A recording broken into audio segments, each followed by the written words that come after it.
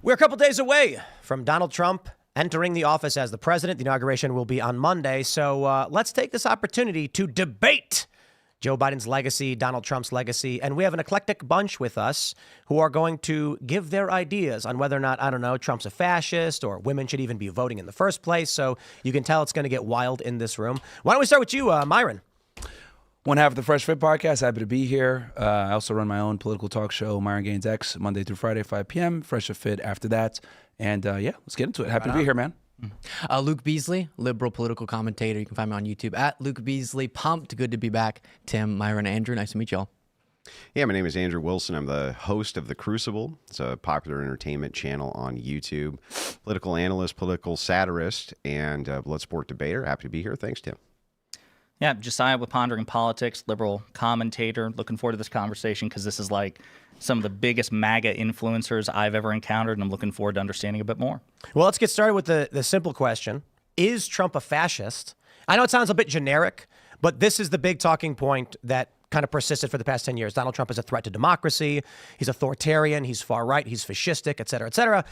So I don't know who wants to start off first, but Luke, is he a fascist? Yeah, you know, we can debate that particular label. I've noticed when I've watched past debates among MAGA folks, the benefit, or at least what they seem to thrive off of, is getting real into the weeds on a particular semantic debate. That's less relevant to me than going through the specifics of why I might call him that. But let's not get so focused on the label, but instead whether or not we find moral, whether or not we find. No, let's get focused on the label. So listen, here's why. Because you can't defend. Well, first finish of off all, my point though. You can't defend. Luke. Well, hold up. I'm going to finish this. You can't defend what he does. So then you try to distract from that with just really abstract from your label lies. discussions. Yeah, from your lies. What he's done or lies? So you can't. No. So first of all, hang on, Luke. Semantics are super important to a debate for a reason. It's so that we have clarity in what we're actually talking about. So when you go, Trump's a fascist, yeah, it's very important that you clarify exactly what that means, why it means that, what the historic standard is that you're providing against that. I'm saying that debate is an interesting one. I've had it a bunch of times. Less relevant than whether or not you can defend the things he did factually, not the labels, the facts of what he did. Why are you calling him a fascist then, Luke? If you're not prepared to defend it. Tim brought that up. I'm interested in. Well, it's so you call him that, Luke. Why do you call him that unless you can defend it? He is called in the media a fascist over and over and over again for 10 years. And he calls him that. My question is, most importantly, then we can get to that. Can you defend the things that we point to as a threat to democracy, as anti-democratic, whatever label you use? I just don't care about getting that bogged down. Can you defend that he's a fascist or not, Luke? I absolutely have had that discussion a bunch of times. That's not what I asked you. Can you repeat my question? I asked you, can you defend that he's a fascist? We would point out things that we might describe as authoritarian or fascistic, even if you don't agree with a particular label. And that's what he's saying we want to talk about. So, for example, did he plot to overturn the 2020 election? Did he resist the peaceful transfer of power? Does he command a cult of personality? These are factual questions. Does he threaten the media? This is not. I'm not going to make a whataboutism. I'm going to say, okay, let's start from that presumption that would make Trump a fascist. That would also make Obama or Biden or Kamala much the same. Which we can discuss, which is false. What you just described as Donald Trump would apply to them in they assembled fraudulent slates of elections. Yeah, when have they ever resisted the peaceful transfer of power or plotted to overturn an election? I believe this was the first election in 52 years. The Democratic Party has not challenged the election. No, you're talking about the thing that is within congressional rules, which is you can object to the account. That's different than assembling from different states people who aren't the lawful electors, and then trying to get them counted by your vice president as the real one. Right. That's completely different. But that is also a procedure. No, one is a you can't just get random people to sign fake forms saying they're not fake electors. Forms. They were. They're not fake forms. You know why the people were What prosecuted? do you think we mean by fake forms? States? Like, we obviously it's not an invisible piece. Define what a fake form is. We don't mean by an invisible piece of paper. It was a fraudulent document. Wait, that's semantics, Tim. Yeah. Like I said, very important to debates. Because you can't we don't want to spend 45 minutes on what's a fake form. Right, the issue here is we're talking about a play upon precedent with what Donald Trump did, and the basis for what Donald Trump did and his lawyers in 2021 was built upon what happened in the election between Nixon and Kennedy, when Hawaii sent a non-certified slate. Would you call that fake as well? No, in that case, this was before the certification had happened. The state sent two slates. Incorrect. In these cases, Incorrect. There were certifications by each state and then verified by the governor, then sent to to Washington, and those were the ones Trump wanted to get counted. Will it did not represent the lawful outcome of the elections in those states. Y'all agree with that? Agree with you about what? That's what Trump was trying to do, getting electors that weren't the ones lawfully certified by the states to get counted. No. Okay. What do you Cool. Then. Wait, what was he doing? So we'll pull this up. Hang on. Okay. One step at a time. So in Hawaii, and it just disappeared on me. Why does it do that? And I'm using Wikipedia, which I'm not a big fan of because it is oversimplified and often wrong. But it says that Hawaii official results showed Nixon winning by a small margin. Hawaii's 3 electoral votes were cast for Nixon. Acting Governor James Keelio has certified the Republican electors, and they cast Hawaii's 3 electors for Nixon. However, clear discrepancies existed, blah, blah, blah. The court challenge was still ongoing at the time of the electoral count's safe harbor deadline, but Democratic electors still convened on the constitutionally mandated date of December 19th and cast their votes for Kennedy. Would you consider those to be illegitimate votes because it had already been certified for the Republican? And then Can we keep reading? Continue.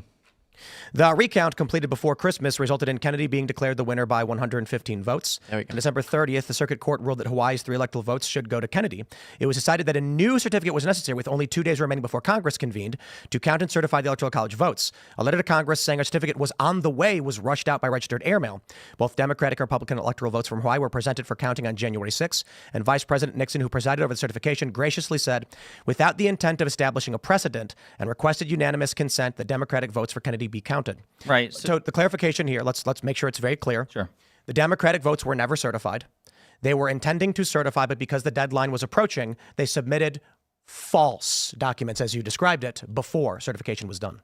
No, because the circuit court ruled that the electoral vote should go to Kennedy. Hold on. I got to stop you. The circuit court has nothing to do with the convening of Democrats to file false papers.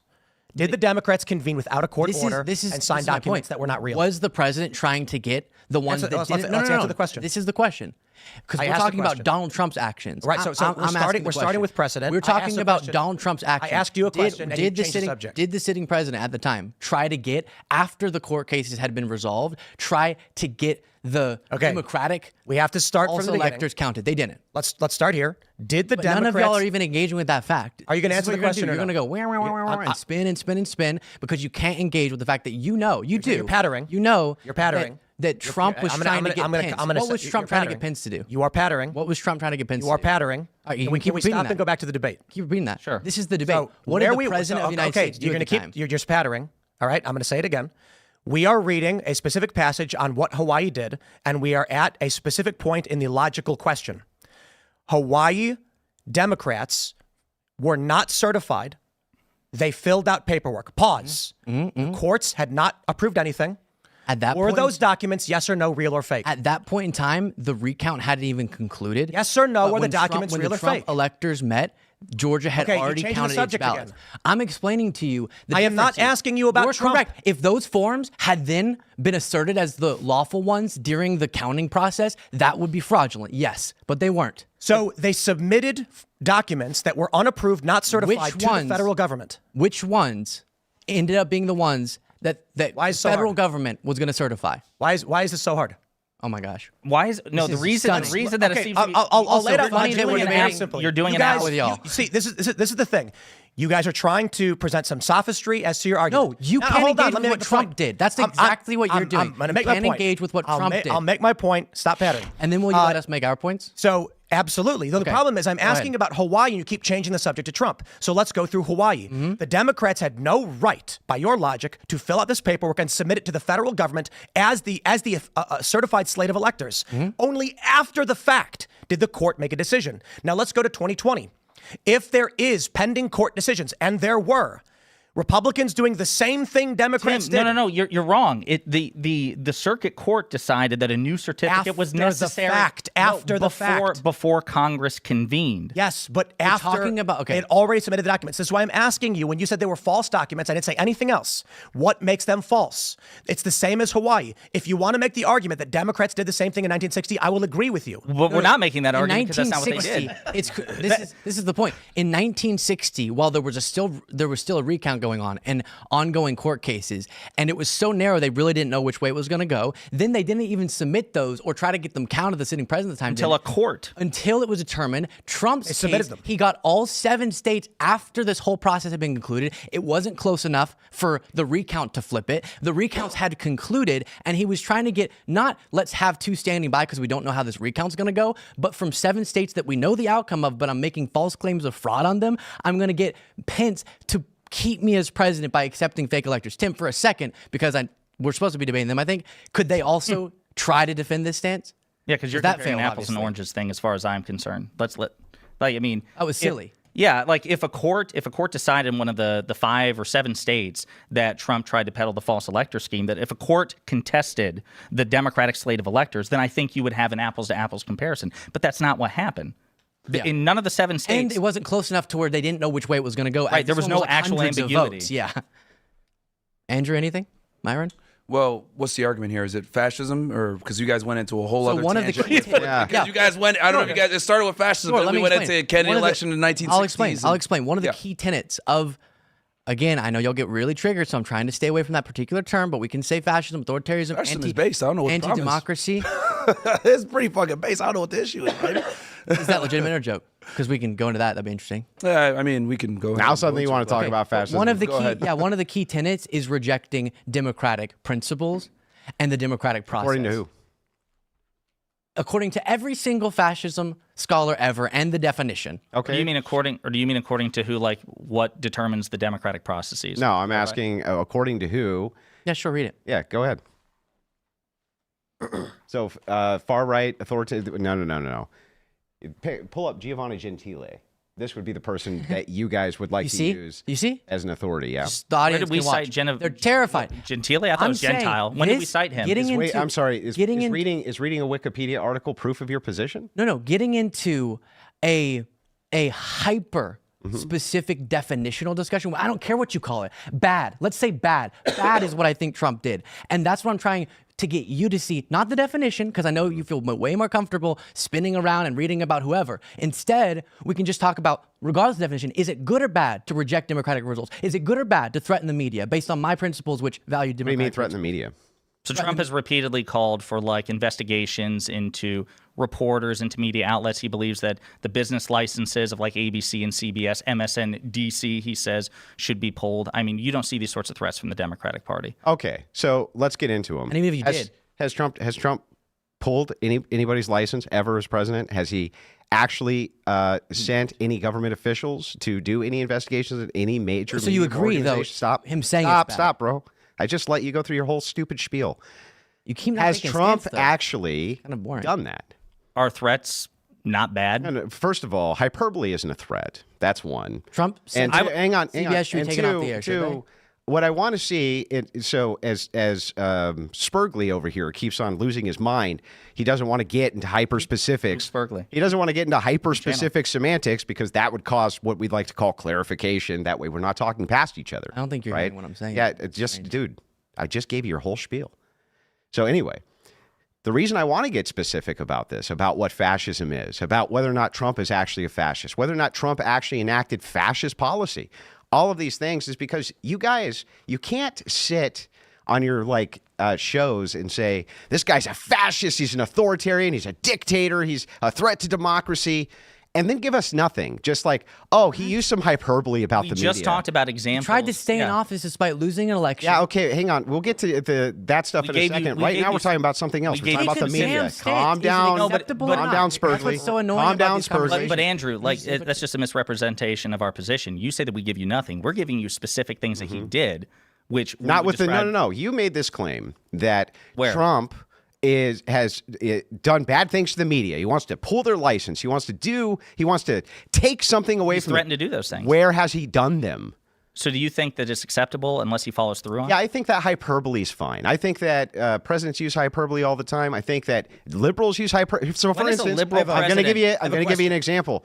When you say Trump's a fascist, I think that's hyperbole. Because I don't think you actually think he's a fascist. I think that you just think fascism means authoritarianism. You don't even know what the fuck it is. You don't care about it. Hang on. So I think you're actually using hyperbole when you're talking about fascism in general. So when Trump uses it, when Trump uses hyperbole, when Trump is speaking this way, Trump bad. When you're speaking this way, that's fine. Andrew, you're a smart guy. You should be able to recognize meaningful differences between just a random schmuck and then the president of the Show me United the States. meaning. Number one. Number two. Number Okay. two. I don't think it's hyperbole at all. We're talking about specific things, specific examples of things that Trump has either done or threatened to do. Like he said, Zuckerberg should be in prison now. Zuckerberg's implementing policies that are more friendly to him. So let me ask you guys a question. We're talking a lot about the threats, and Andrew asked about what he had done. Do you think if Donald Trump threatened to kill an American, that would be fascistic? Well, fascistic? Well, I mean, like, so we're gonna just to clarify. Yeah, I know. It's really you're gonna try to go somewhere. Blah, blah. I want to stay focused because we are being no one's allowed to talk but Spurgley. Yeah, come on. No one's allowed to talk but Spurgley. I'm trying to advance the conversation by asking a question to clarify the point. I'm gonna go back to what we were talking about. You guys said he's threatening the media. Andrew said that he hasn't actually done it. So I'm trying to say, what if it was a more extreme threat that wasn't just I'll pull a license? What if Trump said he would kill an American citizen? Would the threat of killing an American in and of itself, without the action of doing it, be fascistic? And this is for everybody. Specifically, like he's gonna if Trump said, "I'm gonna shoot a guy on Fifth Avenue," I'm gonna go do it right now. My point being, threatening to take legal action, we can argue whether it seems kind of a legalese question. So I'm trying to shift it to let's talk about an extreme action Trump could threaten. Okay. Well, I still haven't gotten an explanation of how it's acceptable to try to block the peaceful transfer of power from Andrew, which is what I keep saying. You brought up the fascism word. I said, hey, I get that people get real bogged down, which is why I've had hours of discussions about that particular term. I came here interested to see if MAGA figures could defend the actual actions, not the label, but the actions. And I'm yet to hear you walk through any of them. We're getting a little bit to the specifics of the media, so I appreciate that. But so to answer your question, him trying to induce a feeling of fear among the media as it's working with his rhetoric, with clear intentions, some of which he didn't actually get done the last time, but like he wanted. Let me explain why I asked the question. Things. And I'm still waiting on either of them. So here's why I asked the question about killing an American specifically. Obama, I know. No, it's because whether or not the government can pull a license is a legal question over whether or not they violated a public license, and so you guys are then arguing outside of the actual confines of a legal issue, so let's make it definitively an issue of illegal or legal. Or we could talk about what Trump has said. The federal government grants public licenses with stipulations. If you want to debate whether or not they can or can't, that's a legal procedural question. You understand you can have the governmental power to do something, but how you leverage it for the purpose. This is why I tried shifting away to something more direct, like killing somebody. A threat to kill somebody is a direct question. Again, the government can kill people. The government can kill people. Right. So that's what I'm saying. Like, to me, this belies the point of it. Like, this idea that it can't be authoritarian or it can't be fascist if it is within the technical legal confines of the federal government. That's absurd. That's not the point I'm making. Of course. Which is why, again, the semantics would be really important here to clarify what we mean when we say fascist. No one's bringing that up. We don't care about the labeling. Yeah, I'm bringing it up, Spurgley. We're giving you specific. Yeah, but that doesn't actually tell me what we mean by this. Guys, sure, it makes for great clips, but we don't need the ad hominems. You called him boring. You're calling him Spurgley. We don't need to do that. Oh, well, boring. I'm in the conversation. I don't think you're boring. I don't think you're boring. I'm not. I just thought the conversation was getting. And he is Spurgley. Okay. So, but anyway. Oh, call me whatever. I'm actually happy to dive into this. You say that I'm avoiding your questions. I'm not. First of all, I'll answer them directly. Sure. It's well within Trump's rights, even if it was. Let's just say you're right. Let's just say I grant it. It's within his rights to set alternatives electors. He's well within his rights to do that. Tell me why that's even wrong. Aren't people being prosecuted in states for participating in this scheme? Who? The fake electors. Ooh. In all wait, I got a question. Does the law prescribe morality? No. Wait, you said the right. Do you mean legal right or moral yes right? Or no question. Sorry. No, I wasn't mad. No, I thought it was a good question. So what's actually wrong with it? So why is it even problematic? Because he didn't win the election. So let's just say he didn't. Okay. Well, then agree. Stop, Spurgley. Let's just say he didn't. Let's just assume Kamala? it. Stop, Spurgley. Could Kamala Let's just can I have a back and forth for 2 seconds? I mean, without you nipping my heels. This is interesting that we're even on this. Like, the election was stolen, guys. That is why the 2024 election. The 2020 election. Oh shit! It was stolen. I mean, I'd like to just dive into this so that we can figure this out real quick. Why was it stolen? How was it stolen? That's a big multitude of different factors here. I mean, I wrote it down. We got the mail-in ballot fraud. That was a pretty sleek move there. Dominion voting systems, vote counting observers, late-night ballot dumps, ballot harvesting, double voting, foreign interference, improper voter registration practices, manipulation by poll workers, geolocation data, surveillance footage, whistleblowers, vulnerabilities in election laws, suppression of the Hunter Biden laptop. I mean, what else? I mean, I think anyone with any common sense would understand, because we're talking about the fascism and he challenged the election, all this other stuff. Let's talk about why he challenged it. It was because he lost. No, because it was stolen. Right. It was And stolen. sure? There's a multitude of evidence to show that the court- 2020 election, Myron? there was some type of interference to some degree. There's a multitude. Which court he was able to demonstrate that in? Pennsylvania, in the lower court, ruled on the merits that they It was violated. like a procedural, but not. No, it was actual fraudulent hearing things where he's talking about. the judge said that the Constitution of Pennsylvania was violated by the implementation of universal mail-in voting. The Supreme Court overturned the rule. And he Well, just that's the higher court, right? So we should probably. Well, defer so to he the asked me Supreme which Court. court did it. I Conservative said, Supreme Right, I lower understand, courts but did. I assume he's referring to like a court's verdict or a court's and ruling, you which just actually listed a stood. bunch of like you brought up geolocation data. That was in like 2,000 mules, and they had to admit when Yeah, but the the point I'm reason trying to this make is is a that terrible there's a argument- multitude of different factors. The reason that this is come a into terrible why. argument is because if I say, okay, well, then who got prosecuted for insurrection? You'll say, well, just because they weren't prosecuted for insurrection doesn't mean it wasn't an insurrection. It's No, like, I'm saying you oh, actually have to okay, prove great. claims, not just just make because, them. well, hang on, Luke. yeah. Well, just because he wasn't able to demonstrate that the election was stolen in a court because they threw most of it out on standing doesn't mean it wasn't stolen. It just means that we had a bunch of What judges about the guy- who went after it on standing. But there is a lot of evidence here that should be looked at. I'm not saying it was stolen. It's not my position. Okay, but I am saying that. Do you have a position? Just out of curiosity. I think it should be investigated, and it never properly was. being investigated. No, He yeah. hired someone. When Trump is in office, I block. think he should actually run a real investigation into it.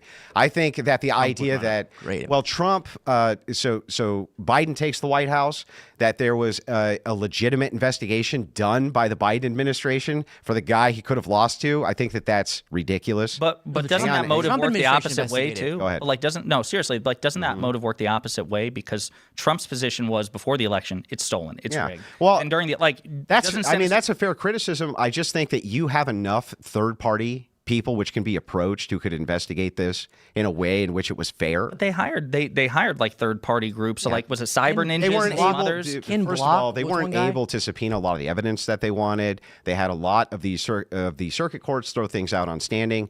I do not think that this was a legitimate investigation. And there are some things that should be investigated. For instance, it's not a secure election to have people just dropping ballots unsecured in a ballot box. That's insanity. Yeah, but respectfully, Andrew, like subpoenas and standing, these things are like valid legal constructs. Like you have to meet like probable cause for a subpoena. If you don't have probable cause to get a subpoena, then that's on you. And if you don't have standing to bring a case, then again, that's on you. Like The problem is that Are you saying- hang on, it's an allocate. Can I answer one question at a time, I'm dude? trying to let you. And I'm just like literally trying to talk to the guy. I think that it's fine. And I think you bring up a valid point, but I think when you have a Justice Department, you can instruct your Justice Department how to prioritize different situations. I think it's fine for Trump to say, listen, I still think that there was foul play in this election. And even if there wasn't, let's just decide it once and for all. Let's get it figured out once and for all. And instruct his Justice Department to begin investigating whether or not there was some type of It at foul least play going warrants an on. investigation. And who conducted the investigation? You said That's they got what someone happened. got His hired. administration- Who did it? A guy named Kim Republicans, Block I think in Arizona was hired an independent. They got like the Cyber Cyber Ninjas, Ninjas yeah. in Arizona. Okay, so the guy who it worked already for- lost let's because just- they don't have the let's authority to administration- properly do the investigation. You need let's- federal no. agents, 1811s, FBI special agents to do the case. That's how it goes. Trump's Direct law enforcement, administration right? was Yes. the Yeah. one investigating it that then came back to Trump and enraged him by saying we can't find any evidence. And Because they don't have the authority to They don't have the properly authority- find and evidence. this is what you're going to need do. FBI until, agents to do it. until the end of time is say there's never been enough investigations, or you could admit Let's that all of the advance available evidence doesn't prove that. So well, let's advance from the election fine. issue. We to can- finish your point. okay. So don't just keep moving the goalposts. You have to admit that of the investigations that have been done and all the evidence that we've gathered. the last thing I want to can't add prove on that. this And too. you Like can't- to me, it's like, what about the standard? Did you call for investigations into 2016? What about 2024? Should Democrats, the next time they're in power, like forensically audit, the 2024 election? Would you be satisfied with They that? was a landslide do victory. ask for these things. That was a Christ, landslide wait, victory. Okay, but we're off of I'm that. sorry, We're off no, of no, that. advance. So then we're off of that. So- but do you agree? Well, I've got a topic for you guys based on what you have asked. So I want to ask a question. So one of the things that kicked this off was you guys asked about Trump's threats to the media. Yeah. Recently, Mark Zuckerberg went on the Joe Rogan podcast and said that he was getting phone calls from the Biden administration screaming and cursing at him, and that they were effectively pressured into censoring information. One of these stories in particular, Mark Zuckerberg said that the feds went to him and said, there will be information on Hunter Biden. This will be Russian disinformation. Knowing that they were pressuring and screaming at them, Facebook ultimately removed the story, which according to a few pollsters, they believe, did swing the election by a few, or swing public opinion on Trump by a few points. I'm curious your guys' thoughts on that story.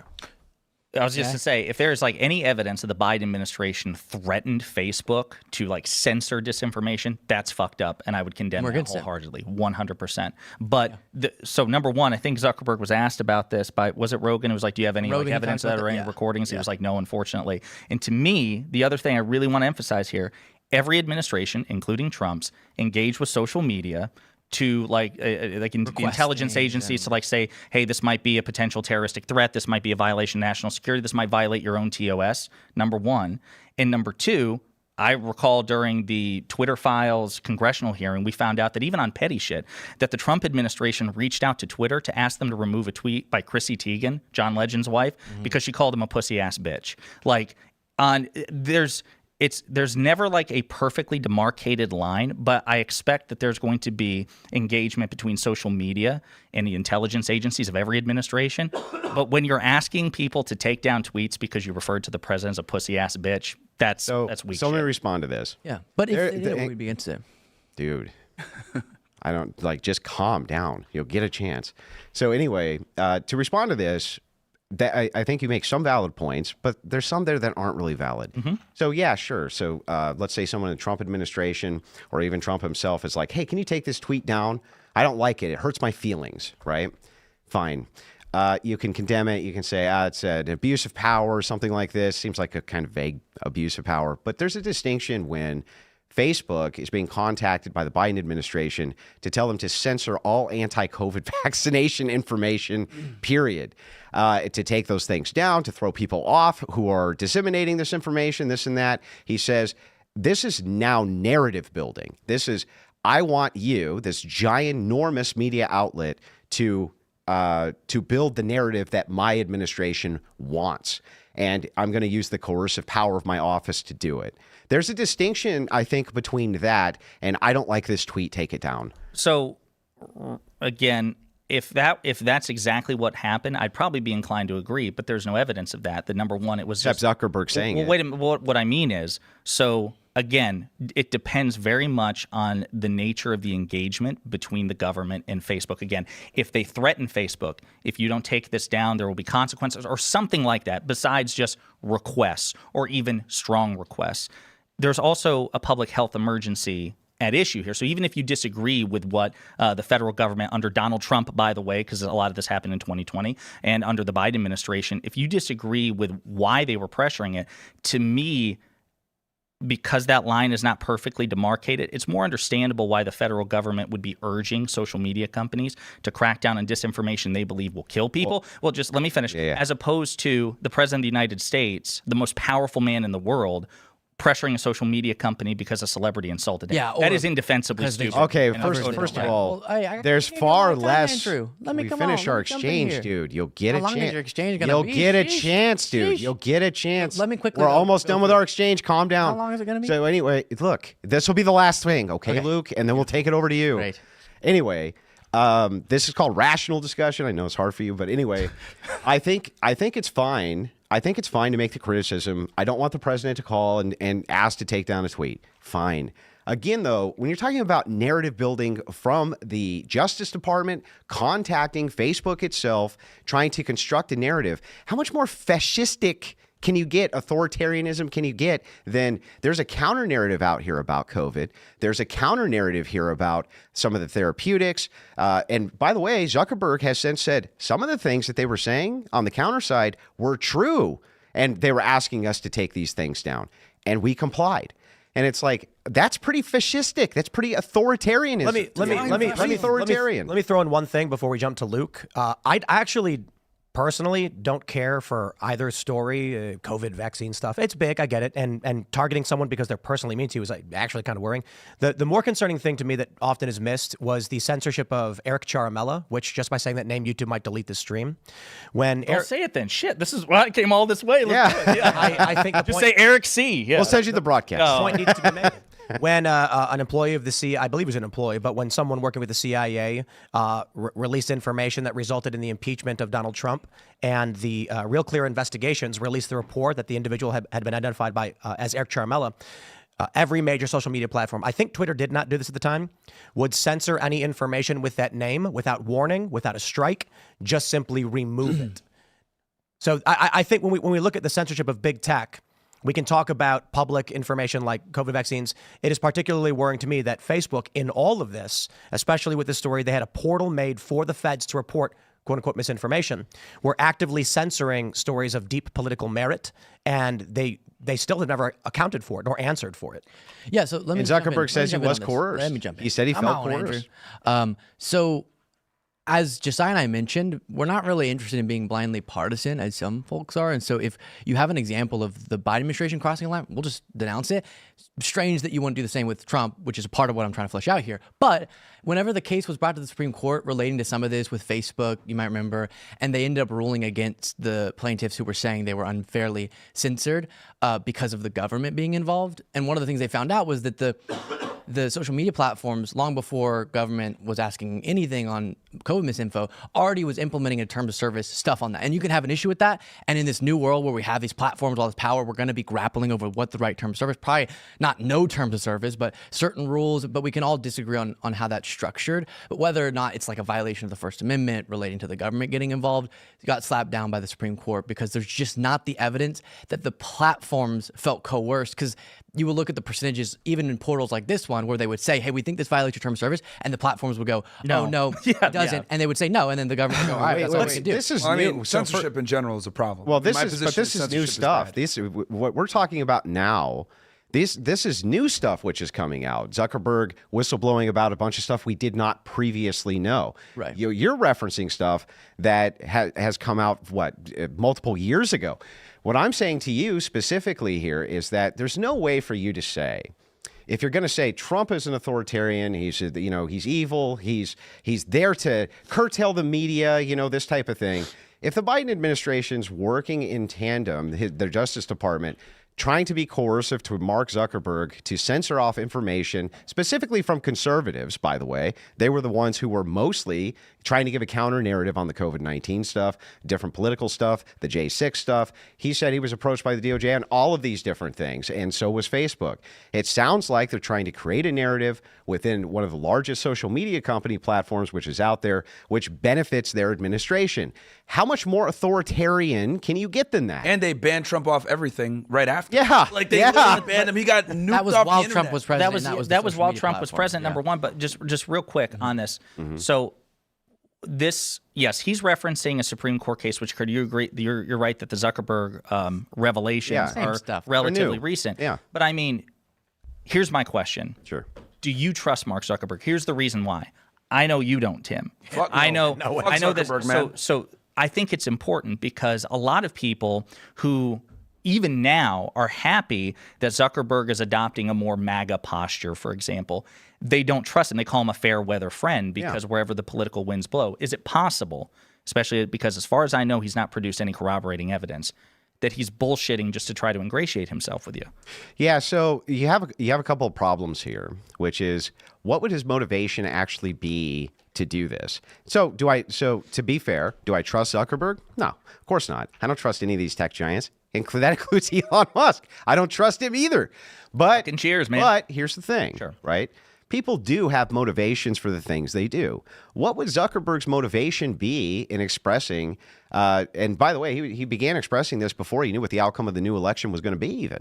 Okay, he was expressing this before that. Yeah, but he didn't drop any of these sort of So the thing is what is his motivation here for explaining that the Department of Justice is reaching out and trying to censor various conservative content, except that he wants to be freed from the yoke of governments approaching Facebook and doing this because it creates all sorts of problems for him in his market, right? He actually has more of an incentive to tell the truth about this than he does to lie. Well, I don't know if he's lying. I'm just saying, there seems to be, even on the MAGA side, an understanding that he has a credibility issue, number one. Number two, as far as I know, he's not corroborated any of these claims, which perhaps he will in the future. And number three, I think that he would have an incentive to say these things, certainly after the election, given that Trump won, but even before, when the outcome is in doubt, in order to, you actually said it yourself, to distance his social media company from any government intervention. Yeah, but his incentive then would be to tell the truth about this. There could be, for instance, a guy like Zuckerberg has such a high profile. It would not surprise me if he was called in for congressional hearings, if they were running investigations into various forms of interference, things like this. He would need to actually have his story straight. But he just said would need. But that specific example, this big headline explosive event where they called me on the phone and they were cursing us out. Rogan said, "Haha, those recordings would be sick," and he's like, "No, we don't have any recordings." So he's almost making claims specifically that, as of this moment, he can't possibly corroborate. Yeah, and that's but the thing is I'm not disputing that he can't corroborate those claims at the moment, right? And like you said, evidence could go out in the future. Right. What I'm saying to you is it's a matter of incentives. What's his actual incentive to lie versus telling the truth about this? Seems like he has more incentive to tell the truth about it than to lie about it. Doing this, he's self-preservation. He's doing this in line with donating, Meta donating $1 million to Trump's inaugural fund. Trump's inaugural fund, and also speaking more positively about Trump, and also hiring Dana White, doing a lot of things that will make Trump like him more. And Trump goes on video, yeah, I think this is in response to my threats. And so my point about bringing up that case was, I think he's just blowing it out of proportion because every time. No, yeah, surely you give a shit about that. I'm about to respond when he's done. Yeah. Every time it's been there's been a chance to prove that there's this coercion going on. They can't, which is why I brought up the thing. He is bringing new versions of the allegations, but they're just overinflated versions of what they were saying before, which they can't prove because in reality, unless something crazy comes out, that's not really the phenomenon that's taking place. But I do want to just note that both Jessiah and I, have demonstrated on our own shows constantly that we can criticize the Biden let's talk about that. I'm curious, and this is why we came here. Hang on, you can defend Trump's things. Before you shift it, I want to respond. We just gave a very briefly, take on that. I want to give you guys the final point on this topic before we move on. So if you want to hit it, or I want to hit it real quick, and then I'll go after you. Okay, so listen. Sure. I watched your coverage of what you just talked about when you were talking about Trump threatening Zuckerberg, right? You were reading or you were watching CNN pundits who were discussing this, and they left a critical part out, and so did you, interestingly enough, Luke, which is where Trump said, if he's guilty of crimes, that was the actual tweet. If he's guilty of crimes, then we will take action. You left all of that out. Oh no. You did. I did. You're right. You did. You left it all out.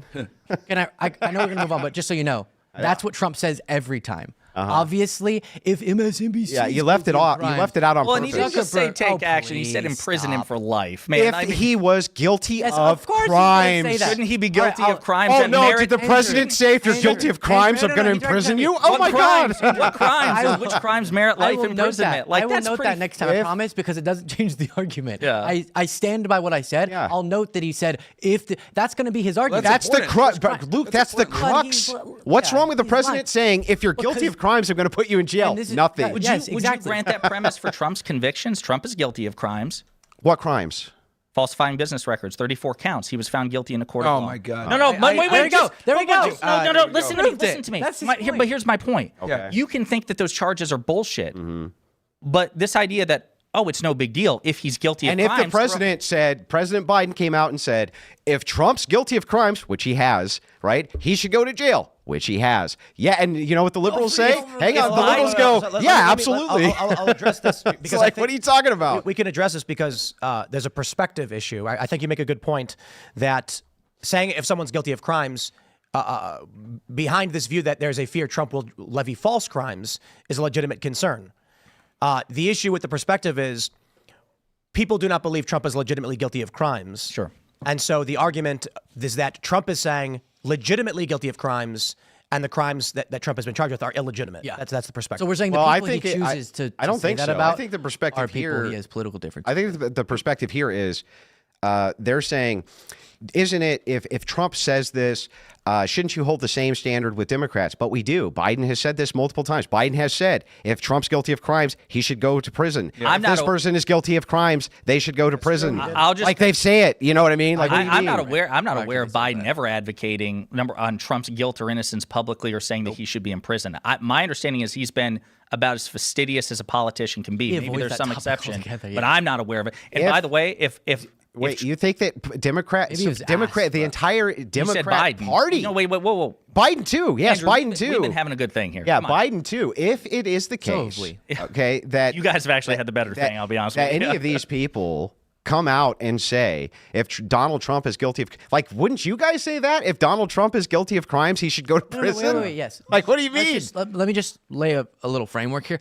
I agree. Of course, the statement is uncontroversial. If someone's guilty of crimes and they're, of a certain level, they should go to prison. Obviously. Yeah. But any person who unjustly imprisons people says that. And so we're saying of the people Trump chooses to say they should be put in prison or say they should be locked up or say that they should be targeted by the government, it's a very specific set of people he chooses, which is when someone wrongs him politically, all of a sudden now he randomly mentions if you're guilty of crimes, you should go to prison. When they're not accused of crimes, there's no reason to believe they've committed crimes. He'll just throw it out. Obviously, that would be his justification. Zuckerberg committed crimes. But he's just saying that to scare him because there's no reason. That's an interjection of an emotional state, not a provable one. I don't see any difference between the all you're doing is interjecting your this is how I perceive it. I perceive that he's politically targeting people because he said if you're guilty of crimes, you're going to jail. I'll just again throw you a bone here because maybe there's something out there that I miss. I don't have an encyclopedic knowledge of Biden's, every statement he's made. If he ever adopted the same sort of posture that Trump did of like Fox News. Fox News, a great example. Yeah. They had to pay $787 million in the biggest defamation settlement in American history because it was very possible that they would lose that case against Dominion. We've never seen anything like that in liberal media. Biden could have, by Trump's own logic, said, you know what? Fox just had to pay nearly $1 billion in a loyalty tithe to Donald Trump. We never sent MSNBC or CNN. So you know what? I'm ordering my DOJ to investigate Fox News. Yeah. And if Fox News executives are guilty of these things, we're going to throw them away for life or imprison them for life. Biden could have said that. He didn't. And if he did say it, that'd be super fucked up. Because I do think what you're describing... secret subpoenas. Well, what you're describing which wouldn't surprise me. What you're describing as an anodyne statement, to me, it takes a sinister tone when it comes from a person in power. By the way, a sinister tone. So it's an emotional state. Well, obviously. It's an emotional state. You could reject... I'm just saying that I would hold Biden to the same standard if he did some of that shit. Yeah. Let's jump to this next subject. Donald Trump is expected to sign, some reports say 100 executive orders in a single day. It's going to be nuts. Many of them pertain to drilling and energy.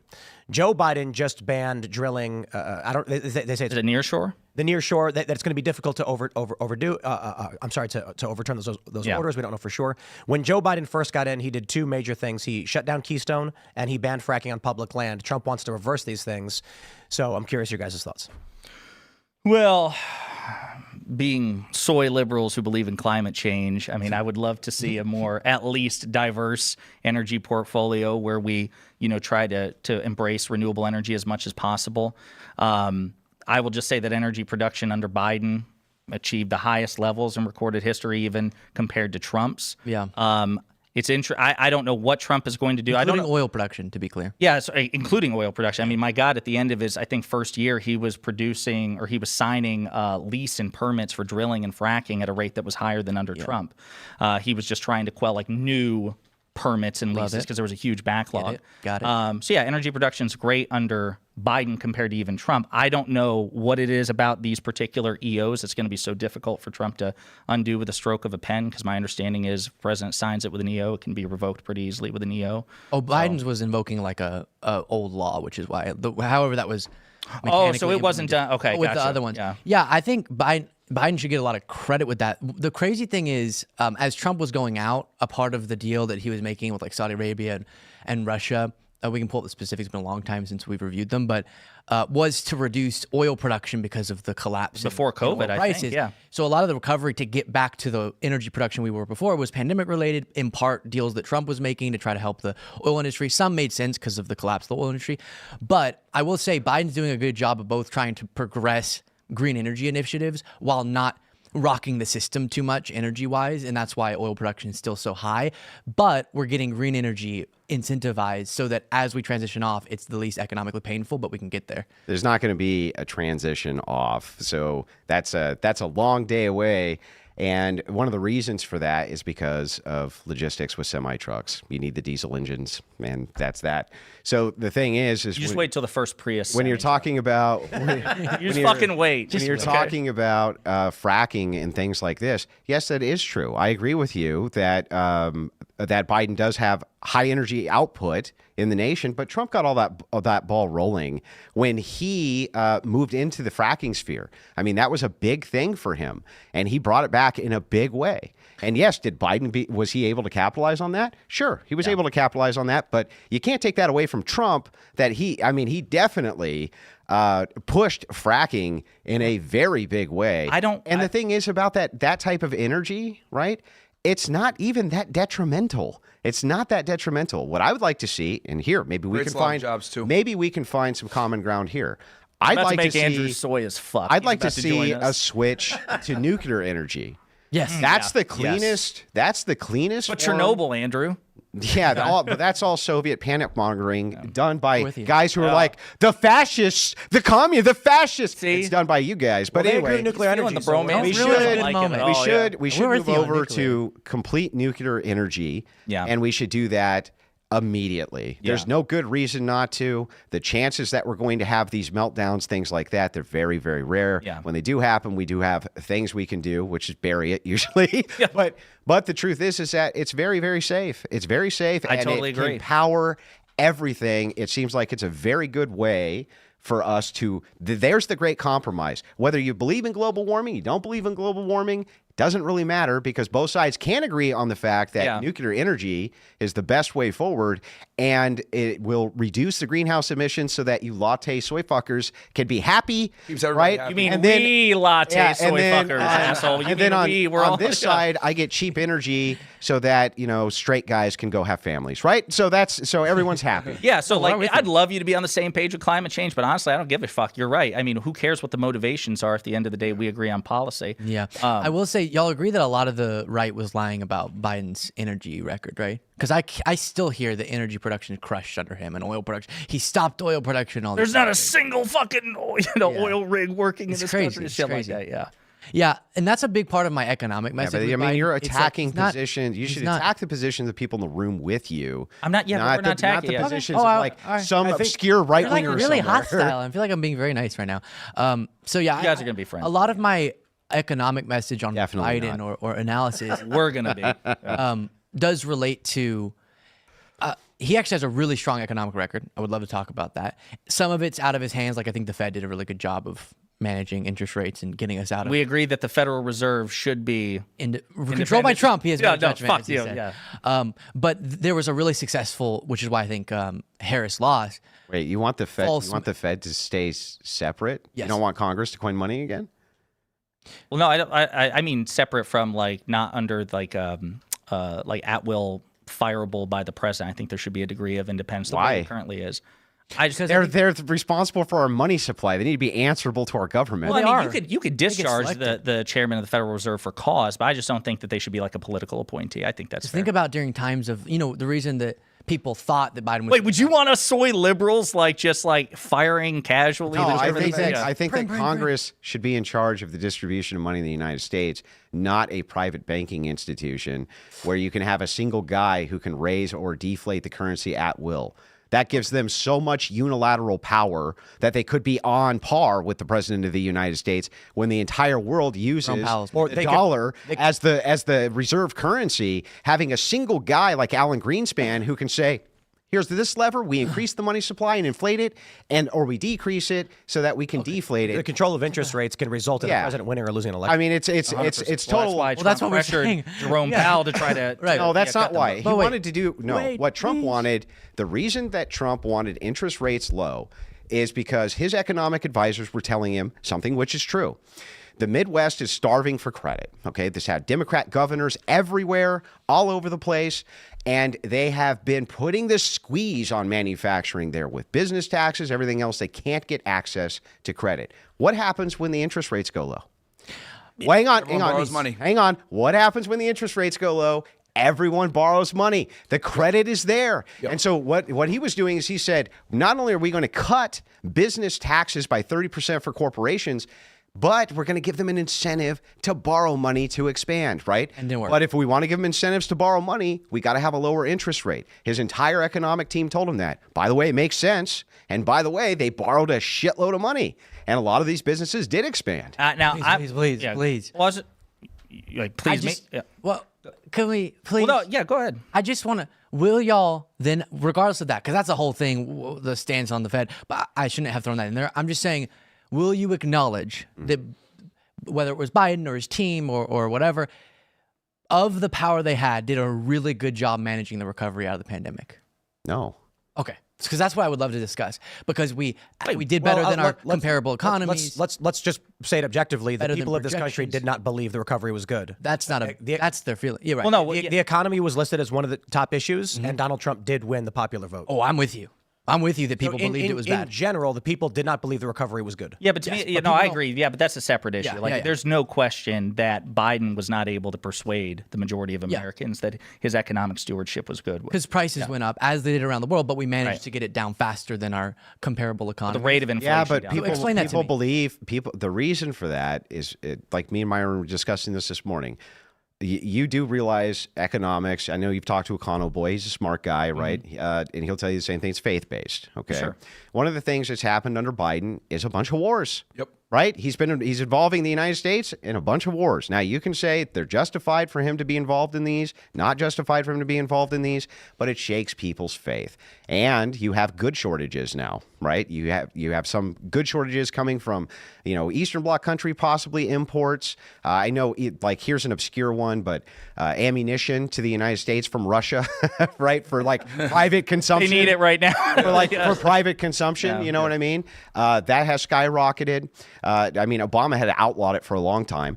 So the thing is yes, it's faith-based. When you involve us in different wars, things like that, it shakes people's confidence. When we're not involved in foreign affairs, we're not involved in foreign wars, man, people feel way more comfortable when it comes to their spending habits, when it comes to expansion, when it comes to things like this, because they have that sense of certainty. My understanding is consumer spending habits have been pretty incongruous with the public's opinion on the economy. They spent a fuck ton during this holiday. It's pre-pandemic levels. There's a data point for clarification, though. I believe that was largely higher income earners were spending exorbitantly and lower income earners were not, which created an average or a median. Correct. But we've seen in almost every single economic metric, a miracle coming out of the pandemic, including purchasing power getting back to what it was pre-pandemic, which is stunning given the price increases that were happening. I think the economic. It's not a miracle. I think the economic because what happened? Let me finish my point. I've been really trying. Okay, go ahead. Really trying. Yeah. I will say so. We started outperforming even projections. Pre-pandemic, we outperformed our other wealthy country counterparts. We brought down inflation faster. We got purchasing power back. We got wage growth back. All these things. Labor force participation, that's a crazy one, the highest unemployment's low. Since Bush. And so in Western country after Western country, you've seen sort of an anti-incumbent bias because of price increases, which makes sense because people don't know what all the exact data points are. Understandably, they're just they're buying things, and they're mad that the prices have gone up. But that doesn't mean that the management of the economy was bad. It means that there's been a effective messaging campaign to convince people the reason prices went up was because of Biden, when it was really a global you can't put it on phenomenon you can't put it on did really propaganda. Well, you can't say the people were just propagandized into believing. I think you meant that the two economy things. that the economy. Do you acknowledge any of the points I made at all? I'm acknowledging. Deal with any of them. What I'm literally going through. Why did we outperform the other countries? Why did we get? Yeah, okay, but hang on. Look, first of all, okay, let's go over it. Real wages, for instance. If you look at real wages under Trump, they were the highest that they ever were. So real wages, you can pull it up, highest they ever were. It was on a trajectory to do this. So it's been on an upward trajectory under Trump. It was high. Okay. Biden has taken advantage of a lot of Trump's economic policies. Okay. He's been able to take advantage of many of them. All that happened here, it was not a big miracle like you're putting it. You're saying, it was miraculous. We were able to recover from this. Yeah, that's what happens when you take the chains off of industry and the chains off of people. What actually happened is this in reality. The Biden administration was still pushing a narrative of masking mandates and other things that was coming out of the CDC, Fauci, and the rest of these individuals, okay? Largely, they did not move those restrictions off. People just ignored them. They just finally said enough, and they just began ignoring them outright. They ignored them. Yeah, but what restrictions? I don't remember like federal restrictions on like just the American people. Were like no. So what happens? Couldn't get on a plane without a mask. Yeah, what happens is wages are higher now. The economy. Federal regulation. Yeah, it's not just no. I'm sorry. I to clarify, just to be clear, I know that there were some federal regulations, like I think on the military as well, like with vaccines. Yeah. No, I just mean like over the broad American populace. No. Yeah. All of this was part of a greater narrative of it's your patriotic duty to do distancing. It's your patriotic duty to not give people COVID, and et cetera. You're going to kill grandma, right? This was all part of the kind of greater narrative, and it was very harmful to business. You saw that there was lots of big business winners and a lot of small business losers that came out of COVID-19. So let me just clarify. This is a GPT-generated image based on data, so take it with a massive boulder of salt. But it does correlate with data that I think Andrew has been pointing out, that a lot of people pointed out. I asked GPT to generate a graph showing real wages adjusted for buying power from 2017 to 2025. Yep. You can see that when COVID comes around, it does drop significantly. It increases in the last year, but then in the Biden administration, it did drop quite a bit. Yeah, so, real wages wages may have increased, but buying power decreased, and that's not. And so that's what we're talking about with real wages, right? It has to be on par with the buying power. That's how we're adjusting for the real wage. So under Trump, real wages went up more than anybody else in I think 40 or 50 years. I don't know where that's. And so the thing is like what's really interesting when you look at the data set for economics, no, people clearly know that their dollar wasn't going as far. And here's what they know. They know under Trump, I was doing better. Under Biden, I was doing worse. That's all you need. You don't need any more than that. No, I do think it's fair to point out that COVID is anomalous and the average person has no frame of reference for what a recovery should or should not be. All that really mattered when it came to the election was that people didn't feel good. And listen, that's uncontested. I don't dispute that at all. I don't know how to send this to you, but I would love to. I don't know. That is the opposite of every single source I'm pulling up here.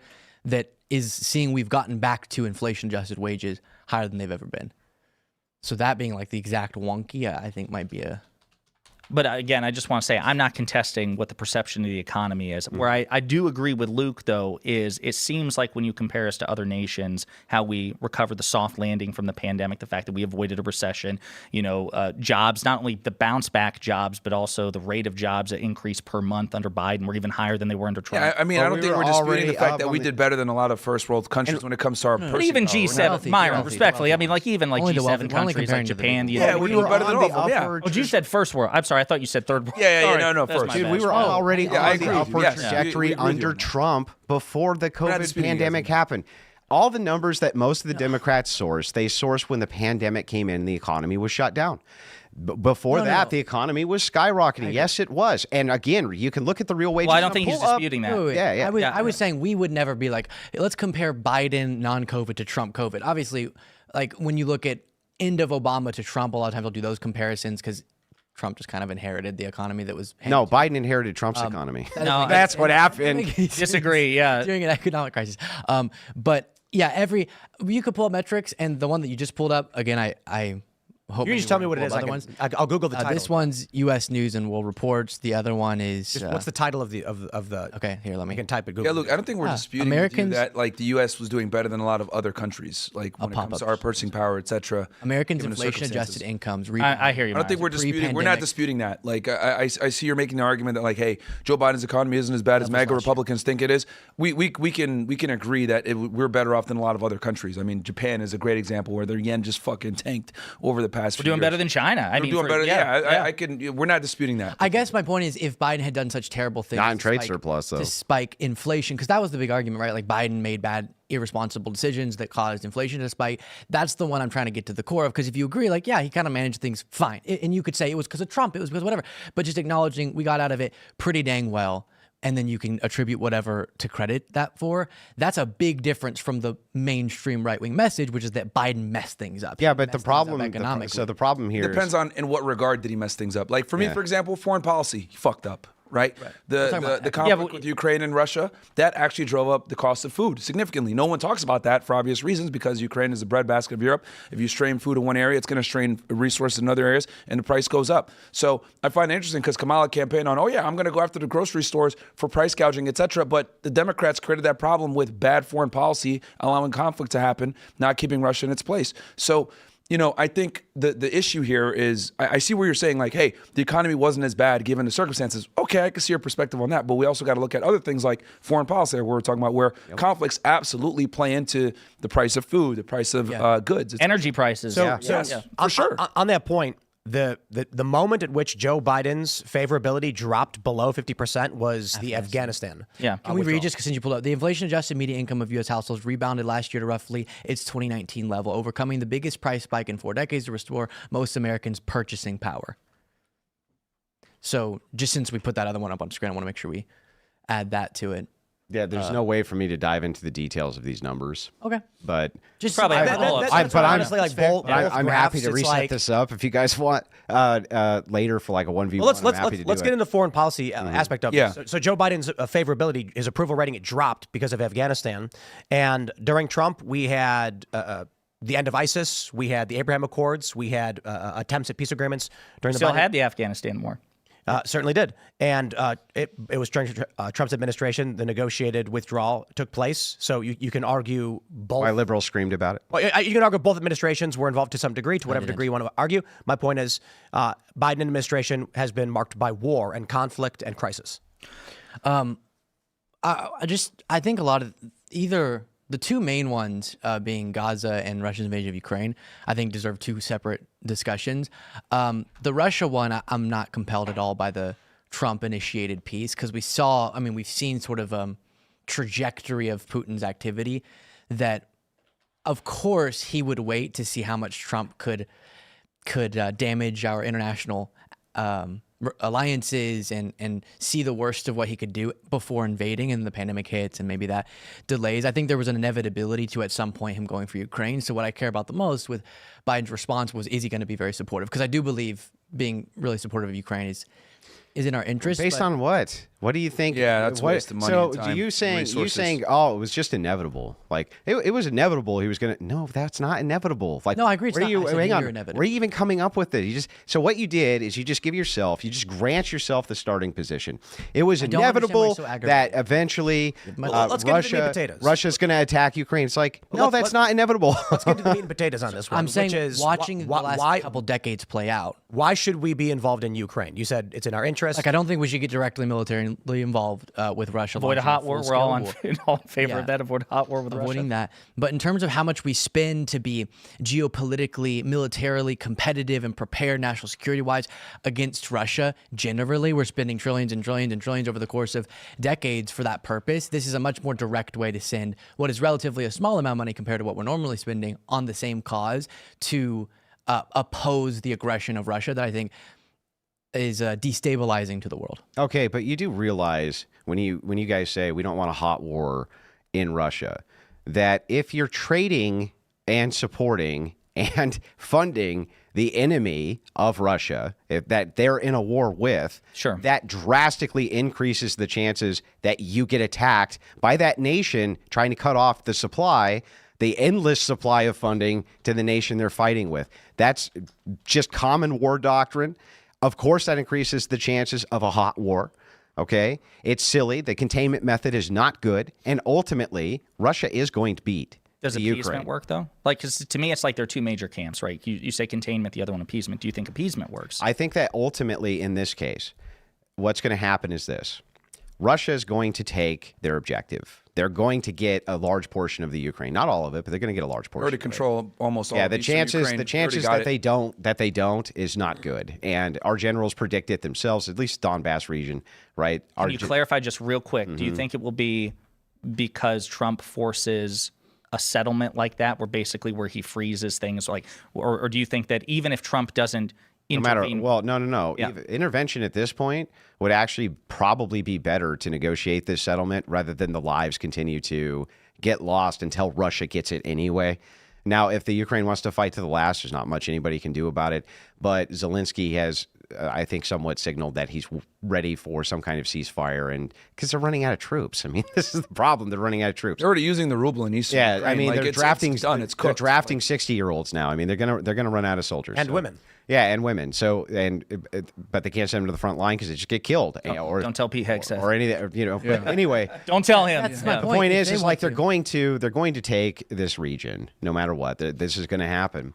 This, though, when you talk about containment of what's that? Aren't you saying there's an inevitability to Putin wanting that land, like I said? No, I'm saying that once he invaded, it's inevitable he wins it. Not that it was inevitable he would invade. I don't know. I mean, I agree that if Ukraine were to say, all right, we're not in it for this, we don't want it, then I'm not saying push them to keep going.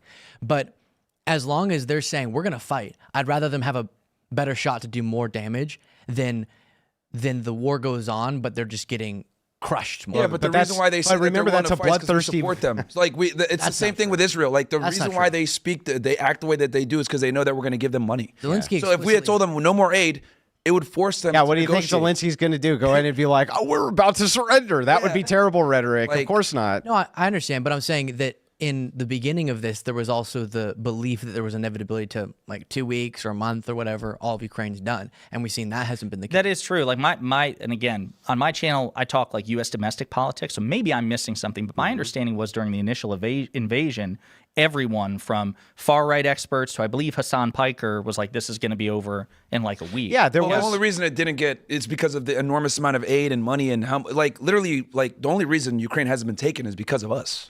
Like it's still but I don't think they would have been taken in a few days, and like Putin is being nice about it. He could have just airstriked them to fucking but what I want to know is this: what do we get from our riches, and are we sacrificing lives in vain for our riches? That's what I want to know. And so the answer to this is like, you don't know, and you don't know. And so the thing is like, if it is the case that all of our generals project the chances that this region is going to go to Russia anyway, and we can save thousands or tens of thousands of lives in this conflict, it seems wiser to me to just back away from funding this whole nightmare. And the mainstream media did everything to not tell Americans the truth that they were losing. This is why, you look at someone like people that were reporting, right, that were saying, look, Russia's going to win this, like Gonzalo Lira or Jackson Hinkle, etc. They were getting banned, censored, etc. It's not till years later the news is finally coming out. Yeah, you know what? We kind of were losing. We're losing. Yeah, they did kill Lira. Yeah, Lira was killed. Yeah, he got killed. But when he had his YouTube channel and he was putting out this information, he was shadow banned. Jackson Hinkle banned him, and they're like, "Oh, these guys are just Russian propagandists." Well, they're kind of telling the truth when it comes to this conflict. Russia is winning. No. Then it took years for the mainstream media to say, "You know what? Yeah, they are kind of winning. We should probably maybe have a ceasefire." No, it took years for the American public to figure it out. Those were the guys we're talking about that kept falsely predicting it's going to be over here, and then here, and then here, and they kept being wrong. But they were correct. They were correct that Russia was decimating them. Most people don't. They were correct about that. Russia. But that's important. That's relevant to American sentiment to fund the war. Wasn't Russia's military pretty fucked up as look at how many people are dying in the Russian military, which is tragic. But how much their military is losing as well. But my point is, all for them to just take they can that much. sustain it. I mean, that's what Russia's been doing. I think Russia won already. Russia did. I mean, they won years held ago. the Germans They with won a years million peasants. They don't care. They'll continue to throw soldiers into the meat grinder until they get their objective. They don't care. Famously, Russia's strategy is referred to as the Zap Brannigan strategy, where he sends wave after wave of his own men. Yeah, to battle. Exactly. Until the enemy runs out of ammo. When they first invaded, literally. But they're not yet. We're trying to send them ammo. When they first invaded in early 2022, I remember watching Gonzalo Lira talk about this. He was like, "Yeah, they're gonna win, etc. They're winning," and he was getting shadow banned. The American media wasn't reporting it because they didn't want the American public to know that, look, we're funding this war and we're fucking losing. It wasn't. It took years for the American public to finally figure out they're losing. I'm willing to have a nuanced conversation about how long we should be willing to do this? How inevitable is it? But that point's not true at all. The overwhelming mainstream media consensus was that if Russia invades, it's all over. And then it was like, whoa, Ukraine, now years they've been but they were holding back the figures and not being honest about them losing. Ukraine lost. I mean, they didn't, but they did. Do you see the map in front of you? Look at how much of Ukraine is not taken. Look at all that non-red Ukraine. The objective wasn't to take Ukraine, though. That wasn't What was Russia's stated objective? So if all they're interested in is the eastern portion, it's the land bridge to Crimea. They've been there. They've taken it. They've taken it. Right. So we're not. What? Of course. That was their purpose. Of course. That was their purpose. I'm shocked to protect it took this ethnic long. Russians. The Russian objective was attained a couple years ago.